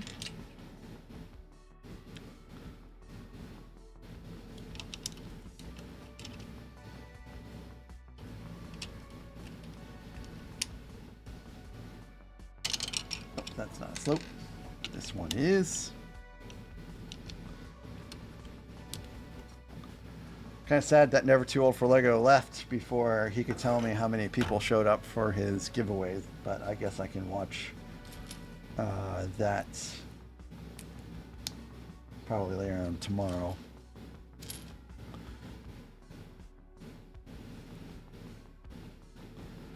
I have a sneaky suspicion that I might end up going to Springfield tomorrow.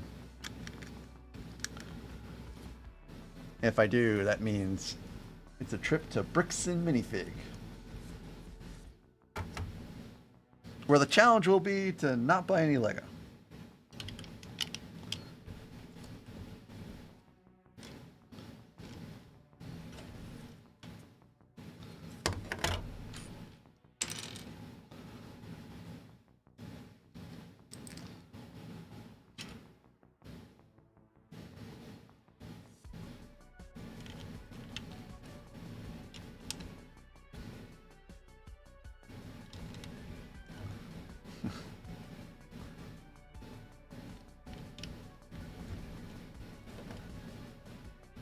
The only set I've gotten at Bricks and Minifig in Springfield was the ATST.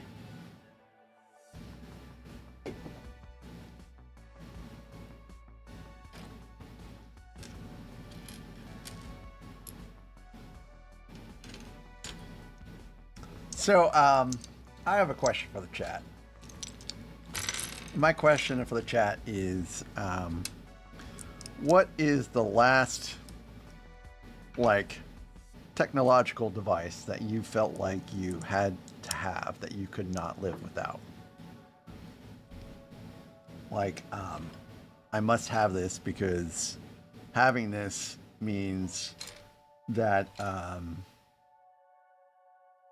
part of my life gets better.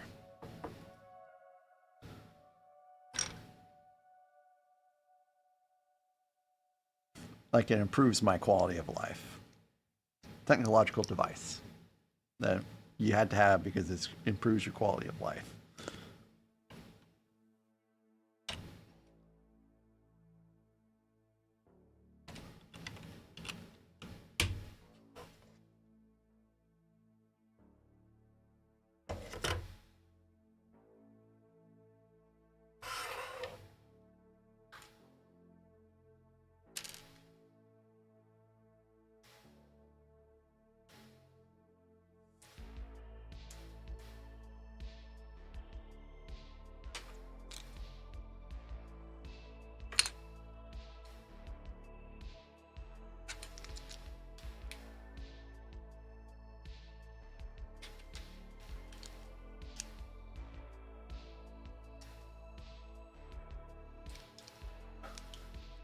CPAP. Okay.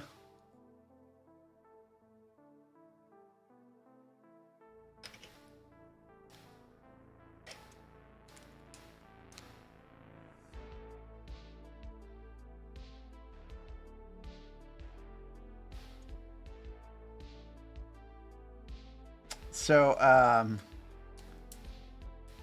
I have well, I think really for me it's a smartphone. I feel like that probably is the device that's given me the best quality of life that I feel like I can't really live without. I have some nifty things in here. Like I don't have like a Roomba or anything like that at my house. But I have some little robots. Like we're talking like the real little robots, not like the Chinese knockoffs that will kill your cat type of little robots. And those are pretty neat in the fact that, you know, it has cut down on the amount of litter box cleaning that I do. But I think that a smartphone trumps all of that. And the sad thing is that I feel like the smartphone was the last real leap in technology and innovation that we've had in a long time. I just kind of feel like things have just kind of stagnated a little bit in regards to technology. And I can't really say that AI is a massive leap in technology because it just doesn't seem to be all that useful to me. Like, could you wake up tomorrow and say, you know, I probably don't need AI to help me with my vacation? Or I don't really need AI to help me, you know, code this particular thing out.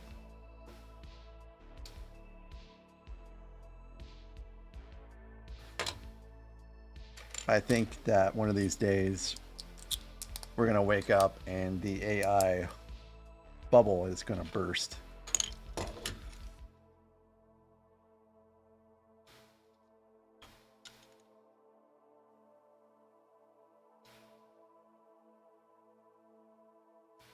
I think this is right. It's just a little weird. Like there's a gap. I think there's a gap there.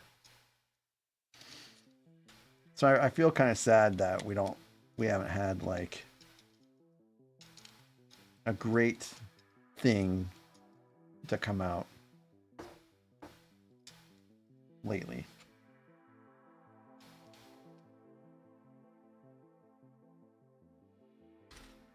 I guess electric cars were pretty cool, but I don't know how long those are going to last.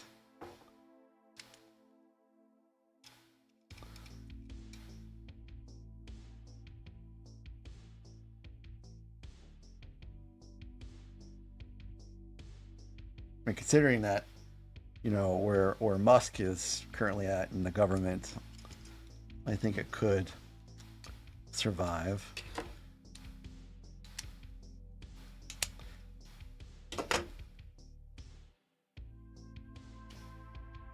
And I hope it does, but I can also see where it doesn't. I don't think Tesla is doing all that great right now.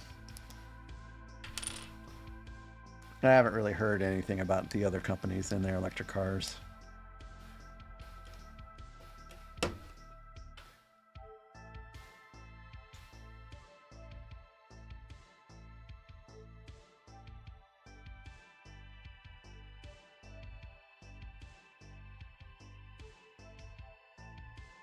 I'm a little confused about what is going on with... Oh, okay, I see what's going on.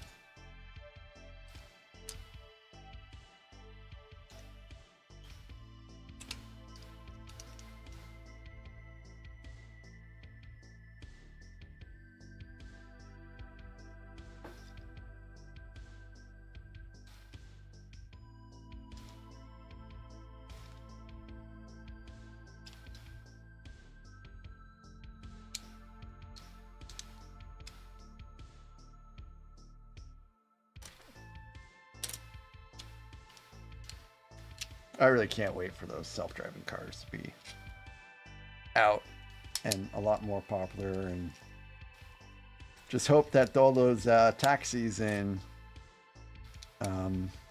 San Francisco are performing well. keep forgetting to check and see what people have been saying about him.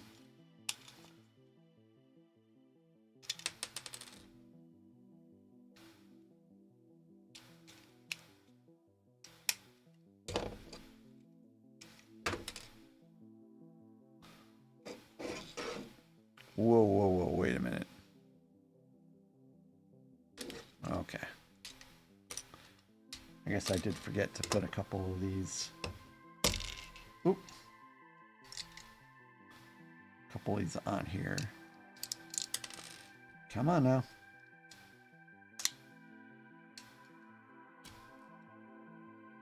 See, it's this kind of force that I'm afraid of using when it comes to the sandcrawler.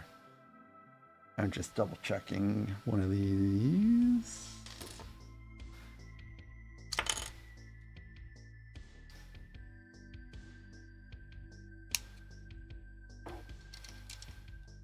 All right, everything's on here now. I had a few too many extra pieces that really didn't feel like they should be extra pieces, and I was right.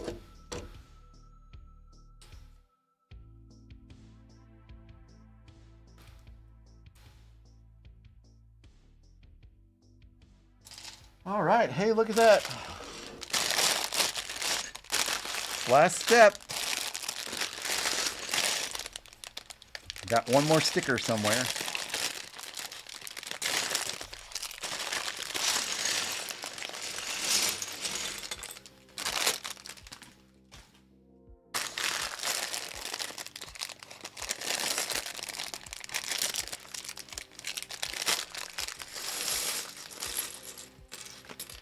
There's a lot of pieces here. I think I will just kind of organize these just a little bit, because there are a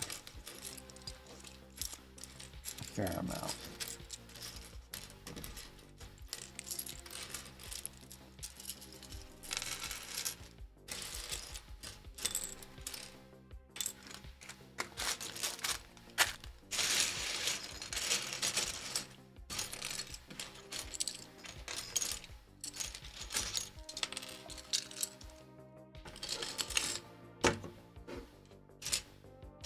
I'm not going to spend too much time doing this.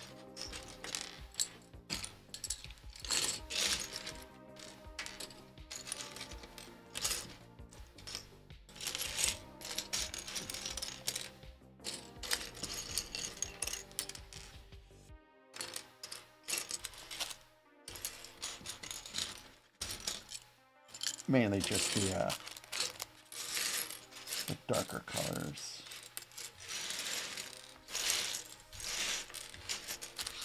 Big old pile of bricks.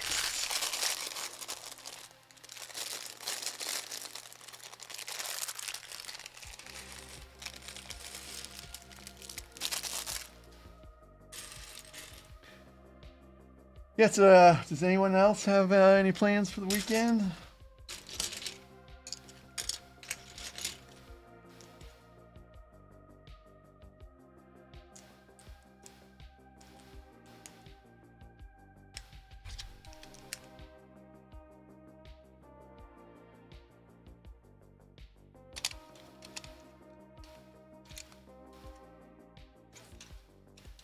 This is my first, or actually technically this is my second weekend back since I went to Singapore, but it feels like the weekend I came back, I was busy with all the unpacking and all that other stuff. I'm trying to get readjusted, so this is technically kind of like a free weekend.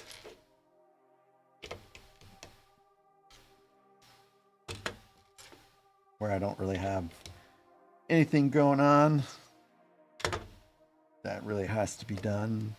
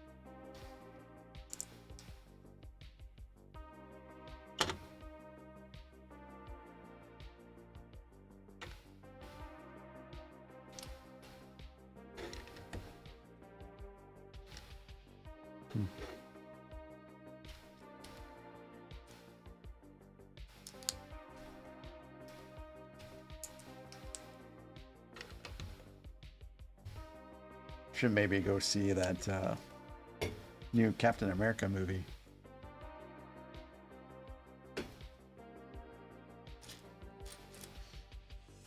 Movie theater around here does kind of suck, but it is better than nothing, I suppose. They do have good popcorn, though.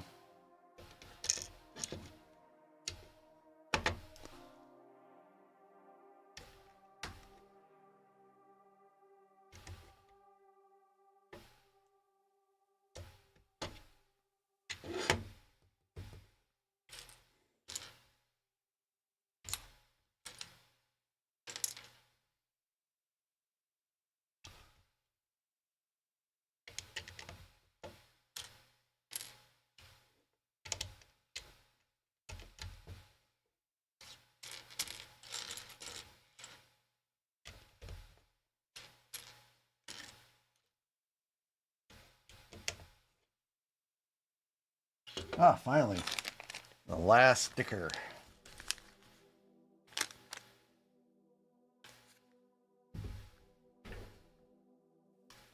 I think this decal is actually pretty cool. I'll show it here in a second.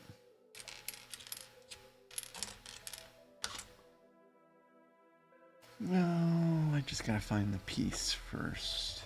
It's a gray one. There it is. For some reason I thought it was black, but it's gray.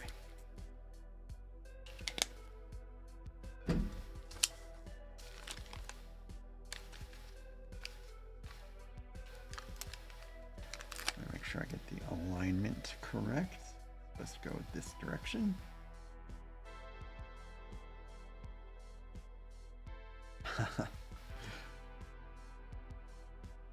My dad just sent me a picture of a Jason doll in an aquarium, or a Jason figure, I should say, in an aquarium.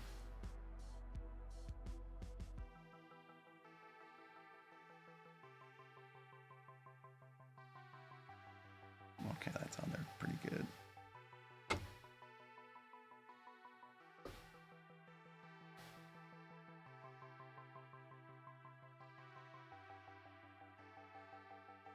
Focus, focus, focus. Little focus, please focus.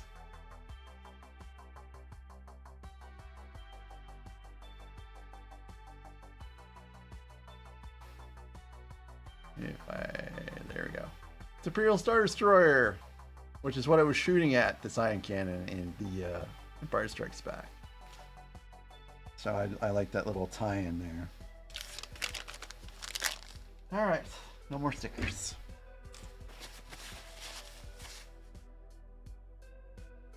So today I had, today is garbage day.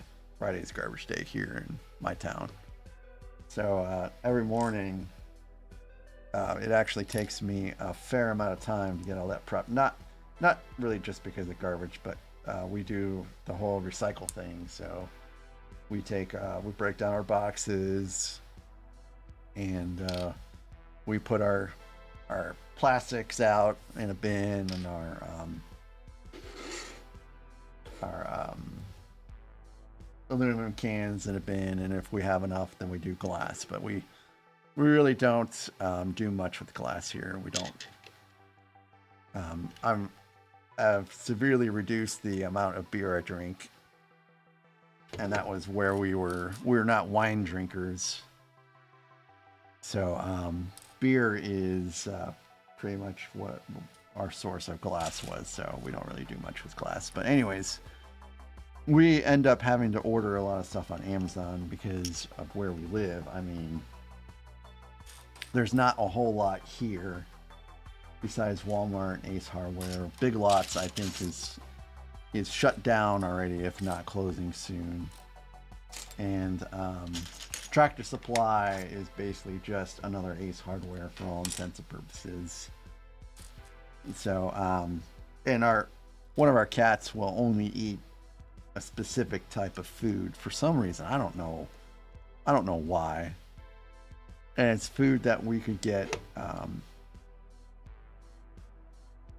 somewhere else, but There's no PetSmart or Petco here, so we have to get our food off of Amazon or get it delivered through Petco or PetSmart. But we do it through Amazon with their little subscription service. So, anyways, it takes a while to get all that, and our trash cans are like. It feels like our trash cans are too small. Like we can't get like massive trash cans to stick on the curb. They're not big ones. So inevitably, I have to stack like the trash bag won't fit in the bin, and I have to put stuff on top and put stuff on top. So I've got like this small little pile of garbage on top. So I just kind of glanced out, or rather, when I was taking the trash out, I saw someone's golden doodle. We have a problem with dogs in our neighborhood where people just let their dogs roam free, no leash, no nothing. They just, hey, we're gonna let this dog out in the front yard and go to the bathroom, and then what ends up happening is the dog just runs away and roams the neighborhood, and then we've got Facebook group posts wondering, hey, have you seen my dog and stuff like that. So I saw a golden doodle running around as I was taking the trash to the curb. So later on, I just kind of look out the window, and there is a trash bag that I don't know if it fell or if that particular golden doodle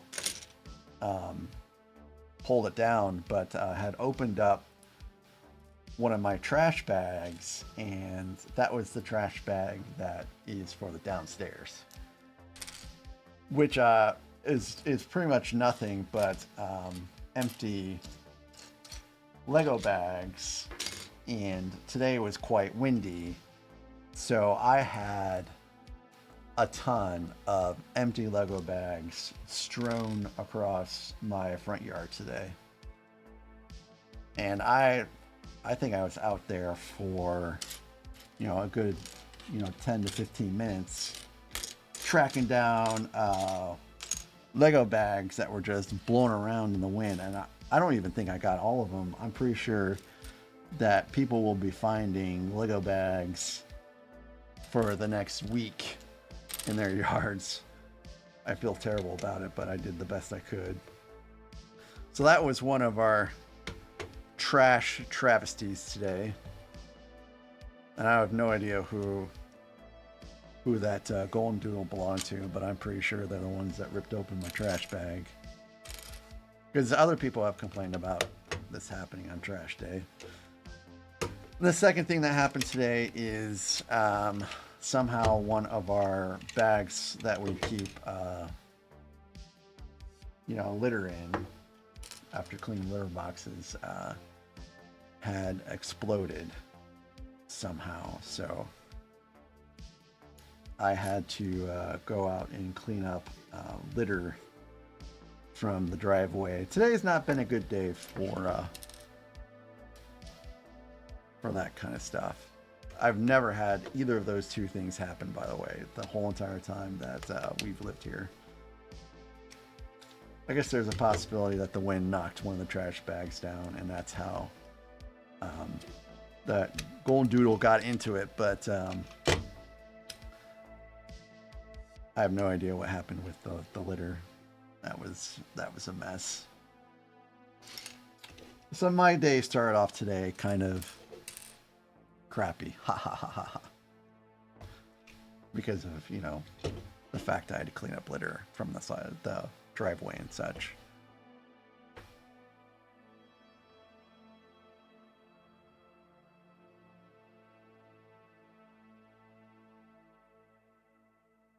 But other than that, everything kind of went well today. I went and had we had an issue here in my town where unfortunately one of the Mexican restaurants in town, the owners were trafficking illegal aliens, and they were having them work. And so there was a big to-do a couple of years ago about it, and they actually shut down one of the Mexican restaurants permanently because of it. And the other owners for the one down south, which is the one that we frequented, they end up having their trial start, so they shut down the restaurant, and I was kind of sad because I was losing my favorite Mexican restaurant. But it reopened under new management last week, so I got to go and eat at my favorite Mexican restaurant in town today. So that was pretty swell. It it tasted as good as normal. So I'm glad that happened, and it's good for the community too. Sad that all that did happen, but everything seems to be back to normal there. And it's actually the only place in town that you can eat good Mexican food and have a margarita. So the wife got to have a margarita today because she's not working. She doesn't drink when she's working. I don't think you want someone that's had alcohol be your anesthesia provider. Doesn't seem like a good time there. Doesn't seem smart. And then work went well. I mean, I was able to wrap up pretty much everything that I needed to wrap up. So we usually work in what they call 2-week sprints. So the first day of the sprint, we kind of just map everything out that we want to do. And then, alright, I gotta respond to this text. Hold that thought.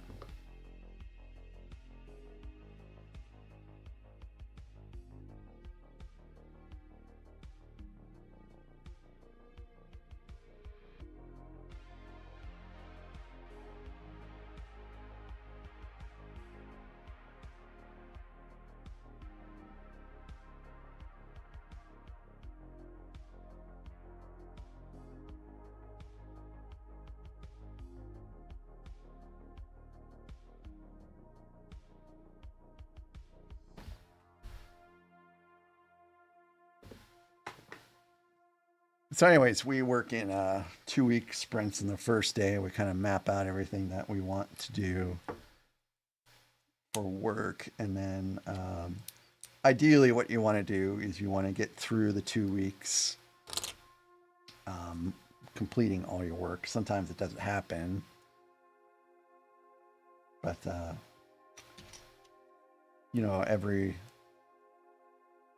everyone likes it when you are able to get through all your work within those 2 weeks. And when I say everyone, I mean like my boss and I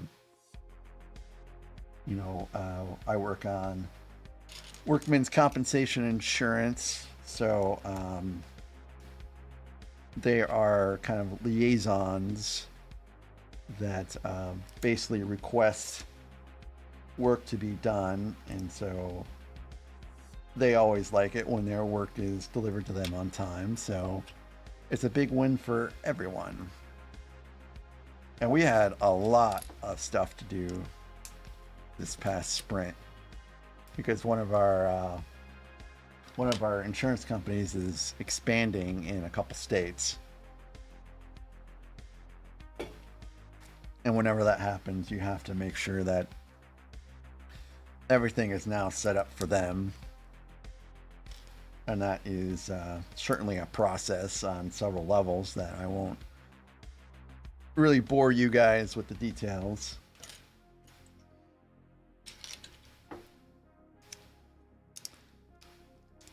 Reviews are going to be in soon. So having getting everything done on time is certainly going to help with that. Because good reviews mean more Lego money in the form of bonus and raises.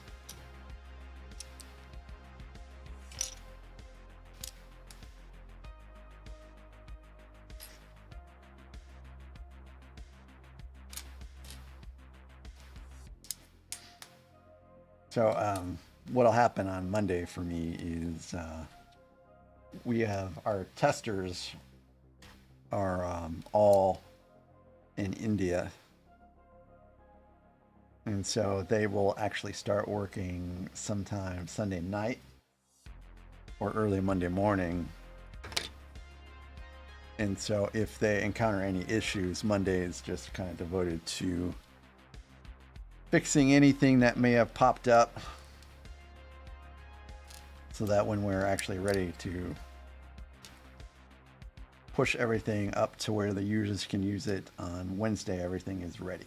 And that's something that I actually used to rotate with, which was, hey, Skywalker Bricks.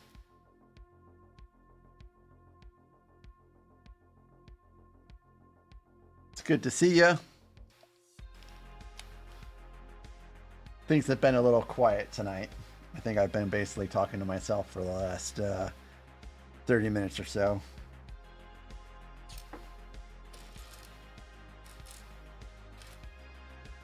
Maybe it should have been Friday nights that I should have stopped streaming for and continued doing Sunday. Or maybe it's just this is a boring set.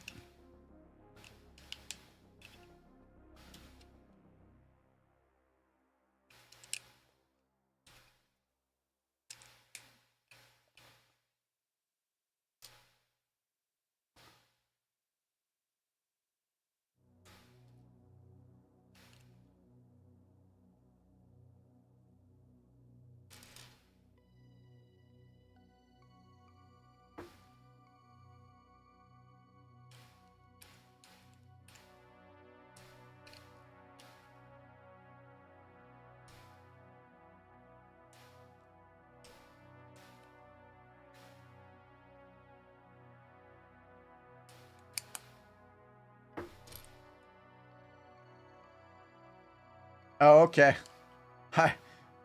I really I haven't been checking to see, because there's tabs here. There's tabs for YouTube live control panel, and there's tabs for chat, and I just haven't flipped over to the control panel to see if anyone's here, but it's pretty quiet, which is fine. I mean,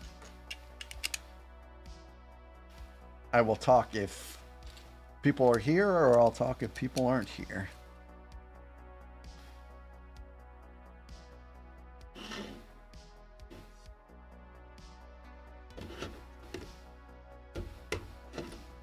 So yeah, I used to work every other Wednesday, which, I mean, it's really just babysitting stuff. There wasn't really a lot to do. I mean, you could do some work, which was actually what I did. I used it to get the time to get some stuff done, but I don't think that the other guy that's doing the sprints or the production pushes is what we call it is really doing anything other than just sitting on Steam playing video games and babysitting the sprint. Yeah, I know. Thank goodness it's Friday.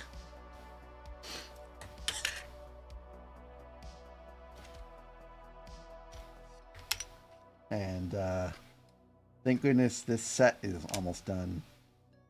Because it really, I mean, it's been an okay build, but it hasn't been nearly as thrilling as the Death Star for sure. And I wonder how Ewok Village is going to be. Like, is that going to be fun or is that going to be boring too?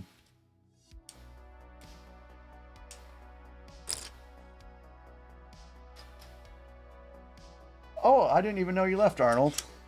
I was like, what happened to everybody?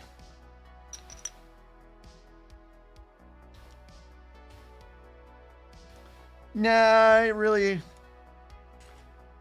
hasn't been spectacular. I do like the little terrain elements. That was kind of neat, but the rest of it has just been kind of so-so.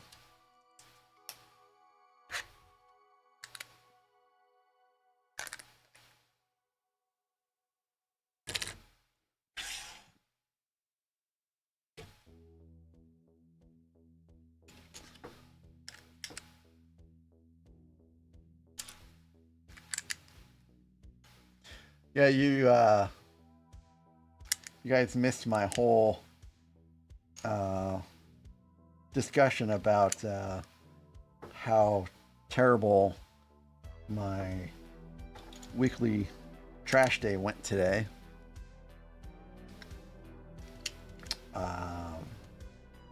You may have missed me talking about how I feel like we haven't had a lot of innovation lately. We seem to kind of be stuck.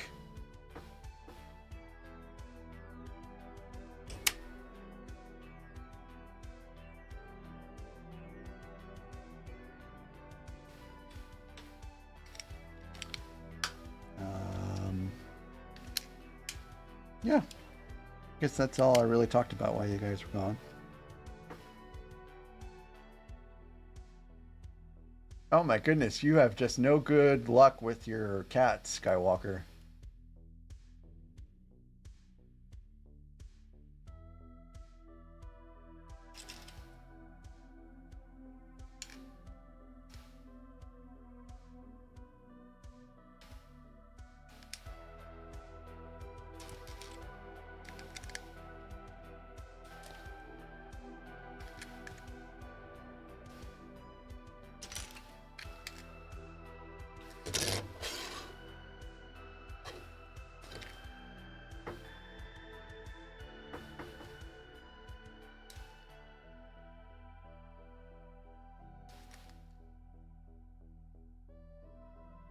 Which set was it that they knocked down?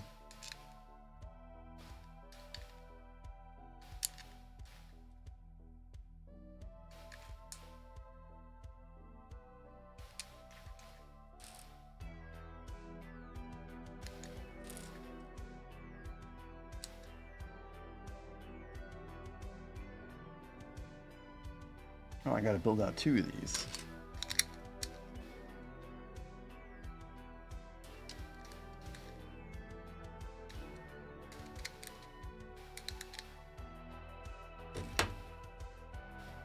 I think that's gonna eat up. Oh yeah, if I was paying attention, I would have seen that I have to build out 2 of these. It's gonna eat up a lot of pieces here. Oh no, not Mos Eisley.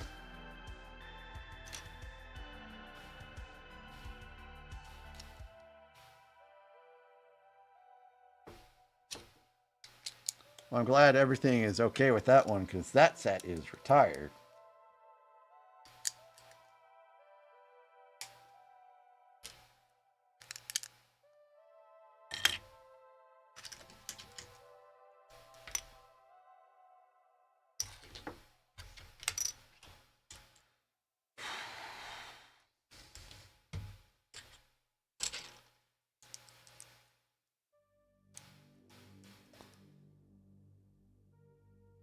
Oh yeah, he's got a YouTube.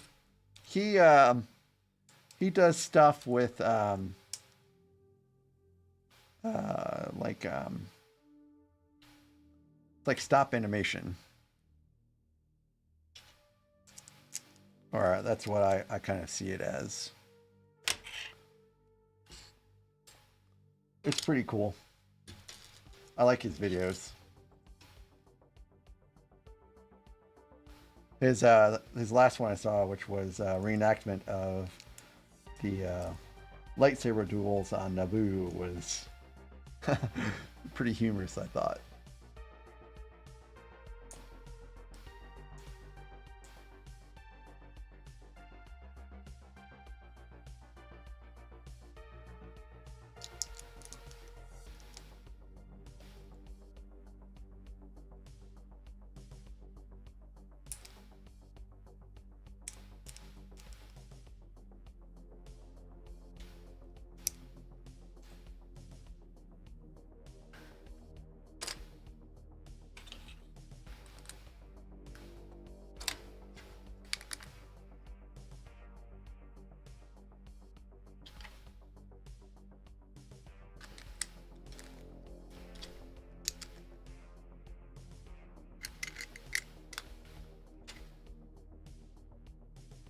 Oh, I thought it was still pretty good.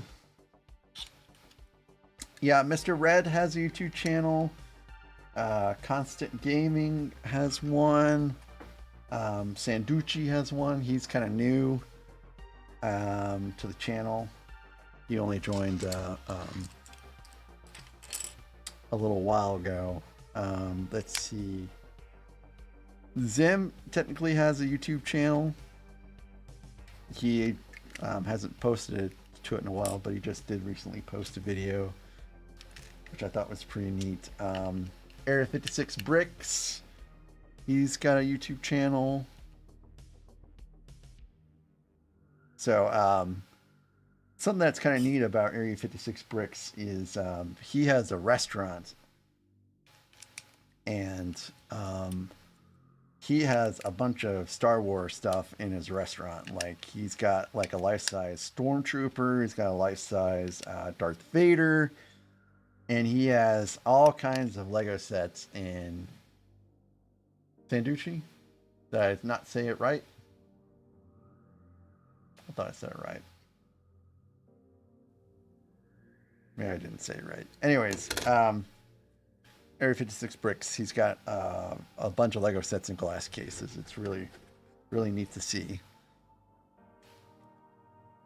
And he bought like 2 of everything from Bricklink Series 3. So I was a bit jelly when I saw him unbox 2 of those 4 strongholds. Randucci. Oh, goodness. I'm so sorry. Randucci.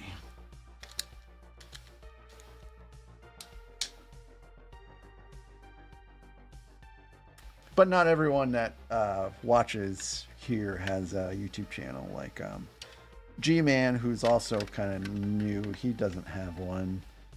Landon and David, who are actually and Eternal Sub, they are in my World of Warcraft guild. They don't have YouTube channels. They're just here to pop in to watch me occasionally.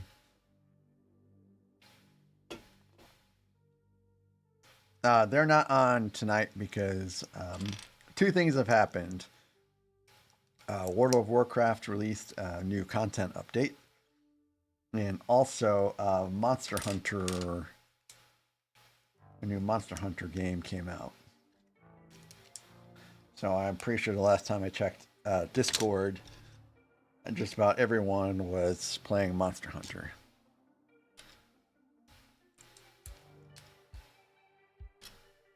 Which is a good series. I played some games in the Monster Hunter universe, but I just do not have time.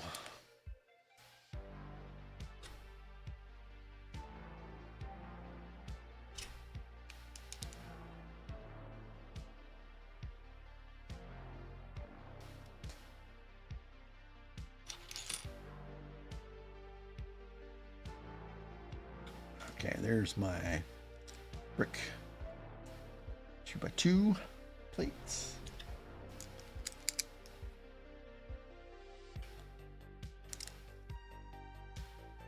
Yes, it is the ion cannon. You are correct, sir. Very good.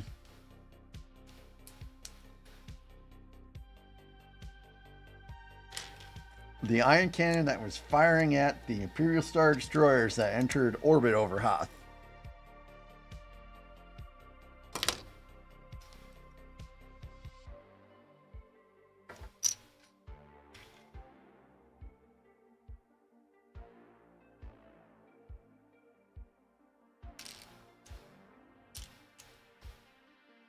I think it's a little weird that the ion cannon is literally the last thing that I'm building, but that's what it is.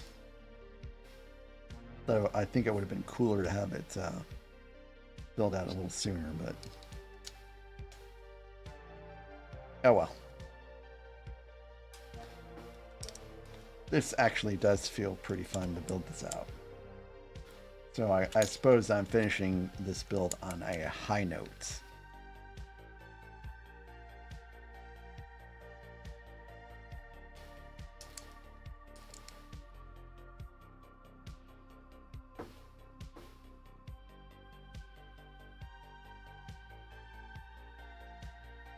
Okay.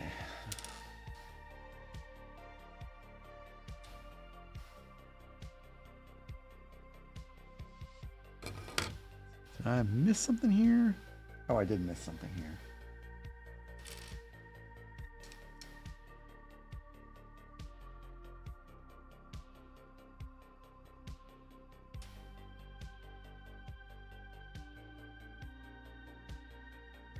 The ion cannon was one of the most hated parts of the set. I wonder why. Doesn't seem too bad. The part that I hated building, believe it or not, at least it was towards the end, was the blast doors, because I didn't realize that the blast doors had to be put in a particular way to make sure that they closed properly. So now I have to take apart some of the set to realign the blast doors to make sure that they closed all the way. I guess it's a small thing to be unhappy a bit about, but it's still a gripe I have with the set.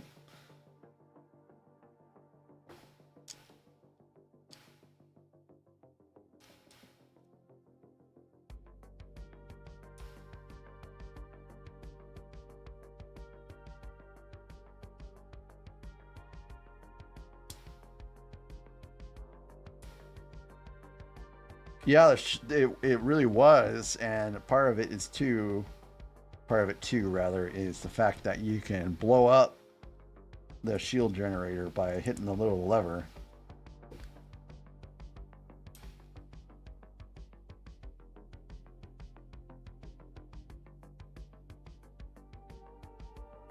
All right, let's see. Got these on here. Okay, so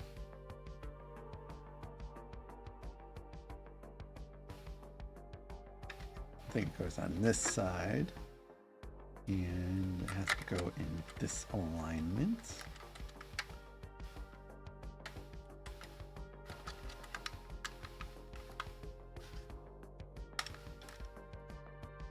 Oh, cool! It opens up. So there's the Imperial Star Destroyer that someone will be blasting.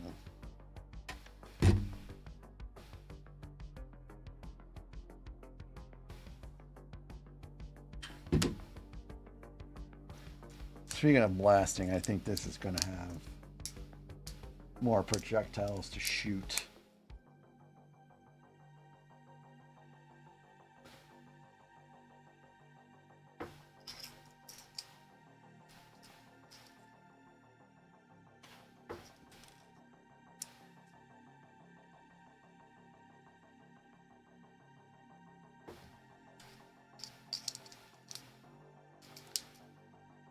So one thing that is kind of sad is this doesn't come with a UCS plate, you know what I mean? Like all the other UCS sets have a plate, but well, I guess the Death Star didn't have one either. Now that I think about it.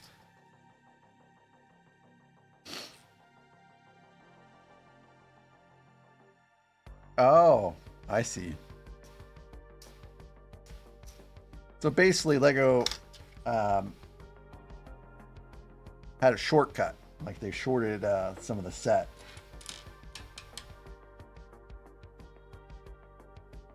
In the design process. Okay, that's here.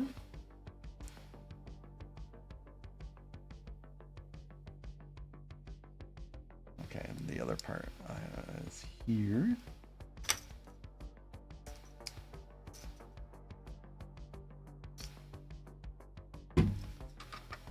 So this goes in like so, but where does it? Oh no.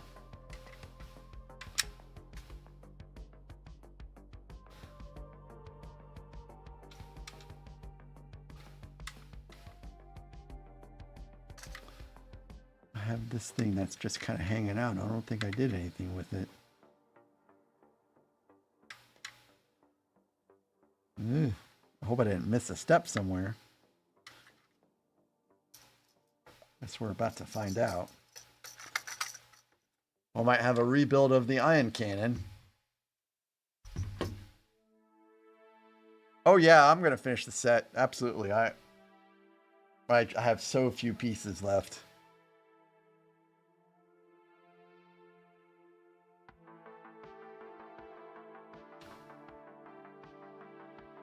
I mean, I'll probably finish the set in 5 minutes.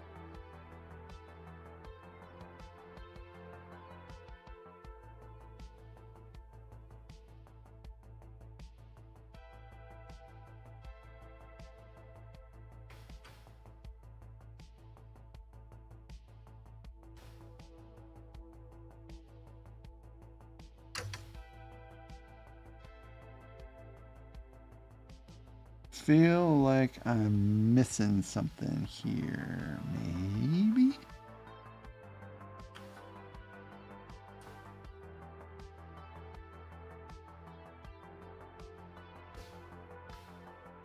Like,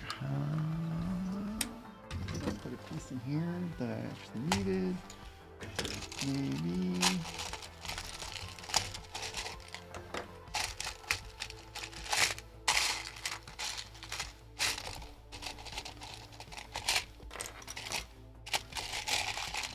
All these minifigs.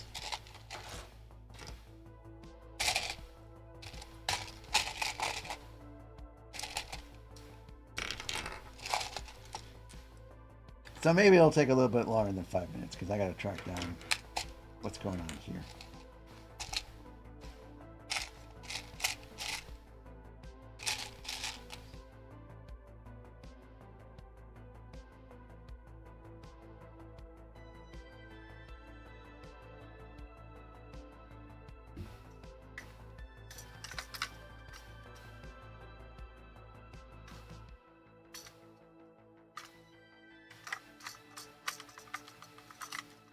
Okay, I can see how people might not like this part very much.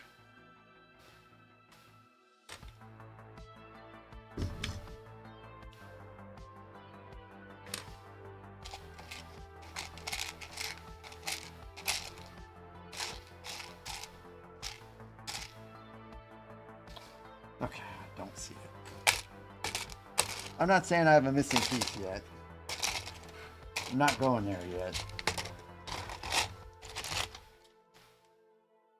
Let's see. I'm just going to backtrack just a little bit here. Folks, hey! Area 56 Bricks, you missed me talking about you and your restaurant and your amazing haul, where it was like you ordered 2 of everything of Bricklink Series 3, and it just looked pretty cool.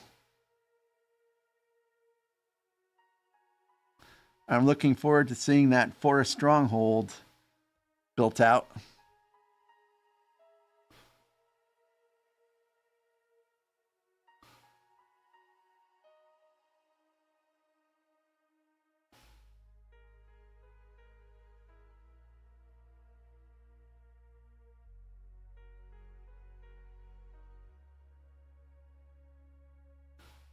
So it feels like I'm supposed to connect this piece to this piece somehow, but I don't see it really mentioned.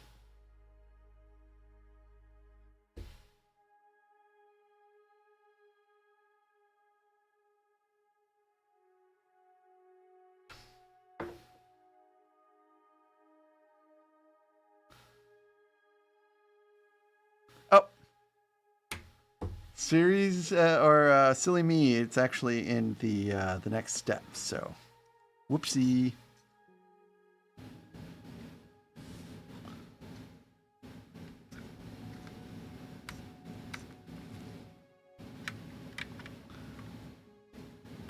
So I have to somehow manage to push that through far enough for this to somehow.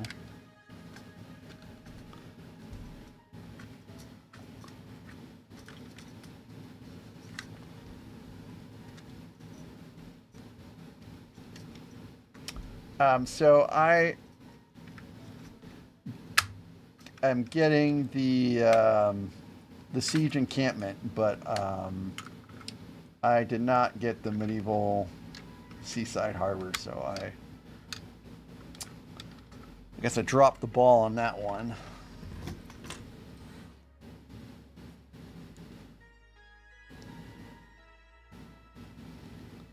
What I'll do is I'll just wait for it to come down in price, because right now it's like $600, and that's like at least twice what it was selling for.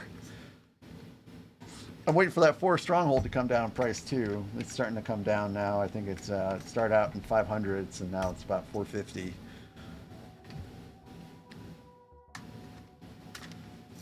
Okay, so let's see, what are we doing now? Yeah, so this is kind of the not very fun part. Skywalker said that people had some not great things to say about building the ion cannon, and now I can see why. This just seems a little convoluted.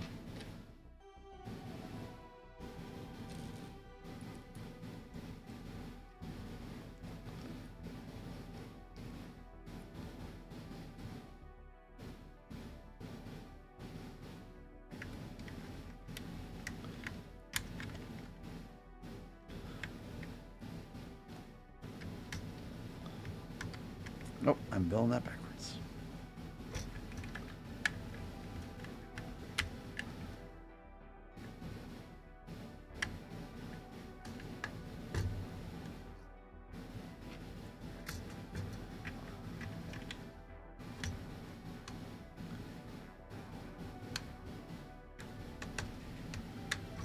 All right, so that's in there. What's left?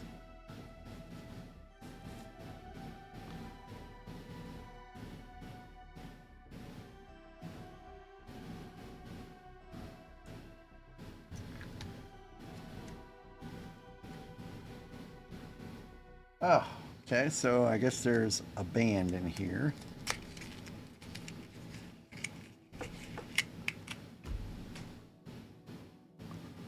Yeah, siege encampment did.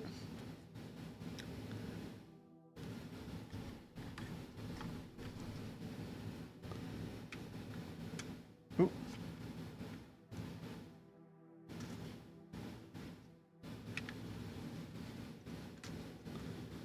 Okay, so that's all done.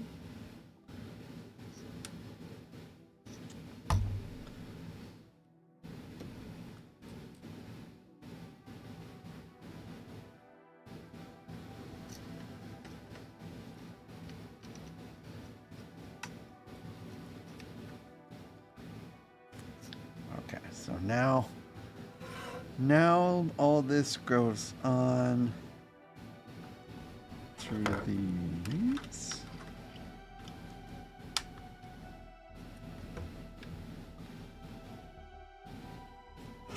And you gotta load them up.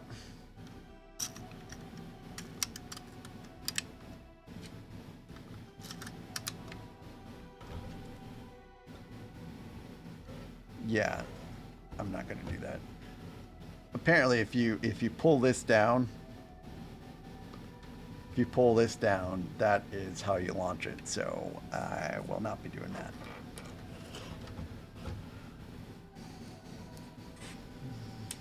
Oop. Okay, and that clips in.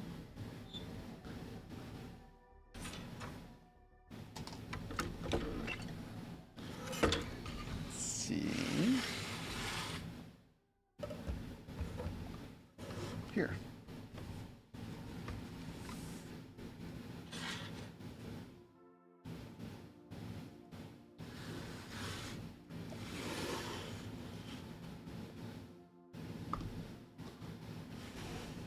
So that is that.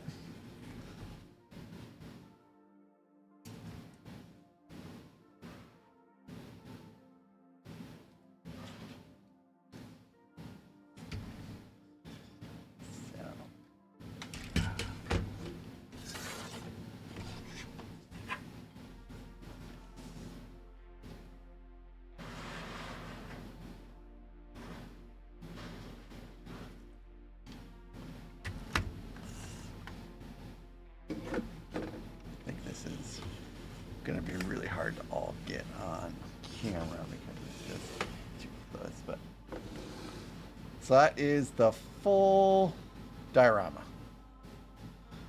and that's what it's like from the side. And these do close, but they just don't close very well. I feel like it takes a lot of effort to get them to close right. Like this, the little knob that you're supposed to use to close them doesn't seem to be functioning very well. And of course, I have to make an adjustment because that's supposed to close all the way. You're not supposed to have a gap there. I wonder how easy that is going to be to fix. Yeah, I don't know. It's something I'll worry about later. So, yep, it's done. And there's a whole mess of minifigs that I'm going to just stick in plastic tomorrow. Yeah, it does look cool.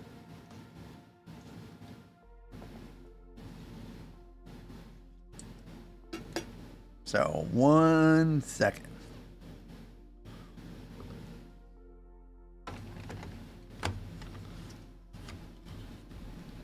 I'm going to move these to their new home.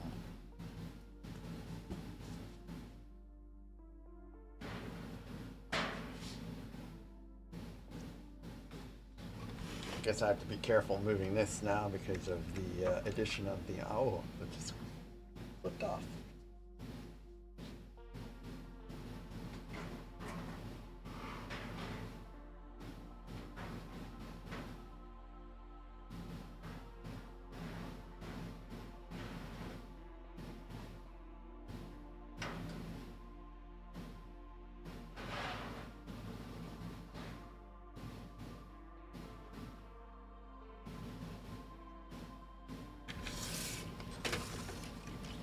Just moving these off the desk real fast.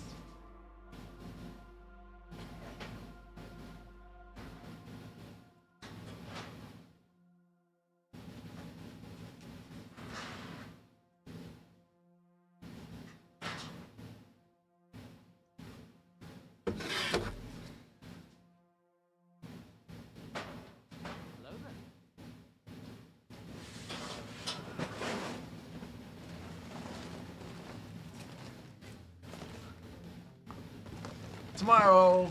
Hey, come. Tomorrow we're building this.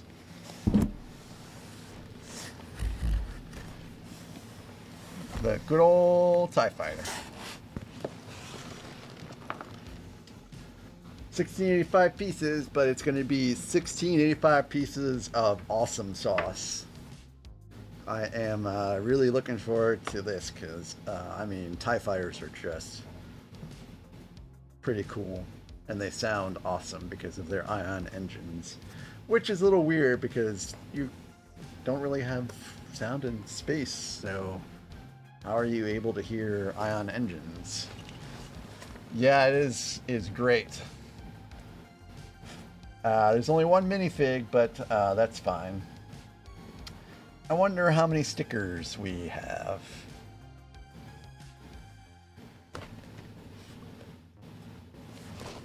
And then after this, it's Slave 1.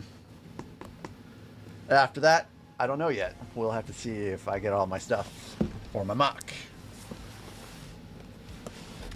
So that is gonna be a wrap for tonight. It was I would say Solomon Hoth was okay. It wasn't as stellar as building out the Death Star, but it was my first real experience building out with, you know, the slopes to mimic terrain. So that was neat. Some of the parts on it worked pretty well. I wish that I had done a little bit better with blast doors because I guess I didn't realize that if you didn't place them in properly, it wouldn't seal completely. Also, do not like the mechanism for closing the blast doors. That are supposed to be a wheel on the right that you're supposed to move, and it doesn't seem like it's really it kind of slips instead of turning properly, so you have to use a little knob on the left, which does not do great. It was neat building out another snowspeeder though, just like a mini version of the snowspeeder. That was pretty cool. And you have Wedge and Wes, which, you know, they're pretty famous snow speeder pilots, well, pilots in general, really. So those were neat. And then, of course, having a tauntaun and a wampa to build out was pretty cool, too, for, you know, minifigs, because they're really big for minifigs. Yeah, that's actually supposed to be a pretty good position for the AT-AT, actually. I think one of them could be a little bit straighter, though. But if you have, I guess you can't really see very well from that angle. And maybe not even from this angle. No, you can't really see, but one of the legs... No, it's fine. It's stable. It's very stable. But now you guys are making me self-conscious. I'm going to have to adjust the legs a little bit.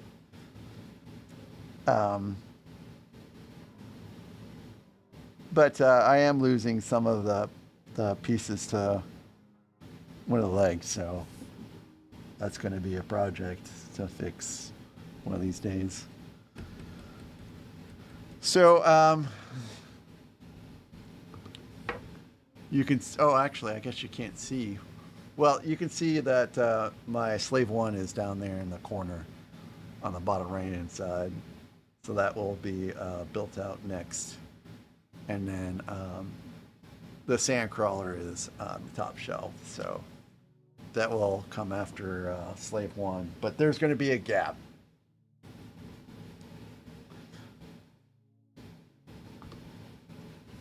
There's going to be a gap in time between me building those out because I'm really nervous about building out the old Sandcrawler. And actually, let's see.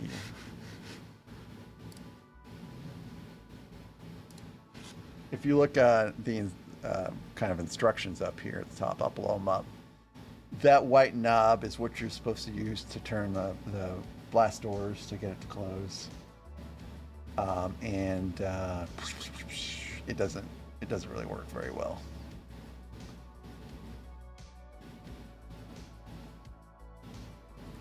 What am I buying tonight? Oh, I've already pre-ordered the AT-AT helmet. It should arrive tomorrow morning, but that's all I really plan on buying for March 1. I know the Trevory fountain, that looked really kind of interesting to build, and I almost bought that, but I bought like a bunch of stuff during double point days, or double point week. So I gotta rein in the expenses a little bit before the May stuff comes out, because that's going to be the next time that I really spend some money, I think. So, and there may be a trip to Bricks and Minifig tomorrow. We'll have to see. I probably won't pick up very much, because the last time I went to Bricks and Minifig, there wasn't a whole lot there I really wanted, but it's been about 3 months or so since I've been there. Oh, I'm sorry, Tim. I hope you guys, yeah, I guess now is a pretty good time to kind of wrap up anyways. But I hope you guys enjoyed Assault on Hoth. That's the last play set until Ewok Village. And that's got some Brittle Brown in that too, so that's going to be interesting to build. That's going to be a little bit to go, I think. I think I have Sandcrawler and then something else, and then it's Ewok Village after that. So, but thanks for tuning in, guys. And I look forward to seeing you tomorrow. There is a chance I might start at 5 instead of 6 tomorrow. If I don't go to Springfield, I will probably start at 5 just to kind of give me some leeway in order to finish everything Monday night, so I can start Slave 1 on Wednesday. But it was good to see you all. You guys have a good night. I hope to see some of you all tomorrow night. And thanks again. I appreciate all of you guys tuning in. And until next time.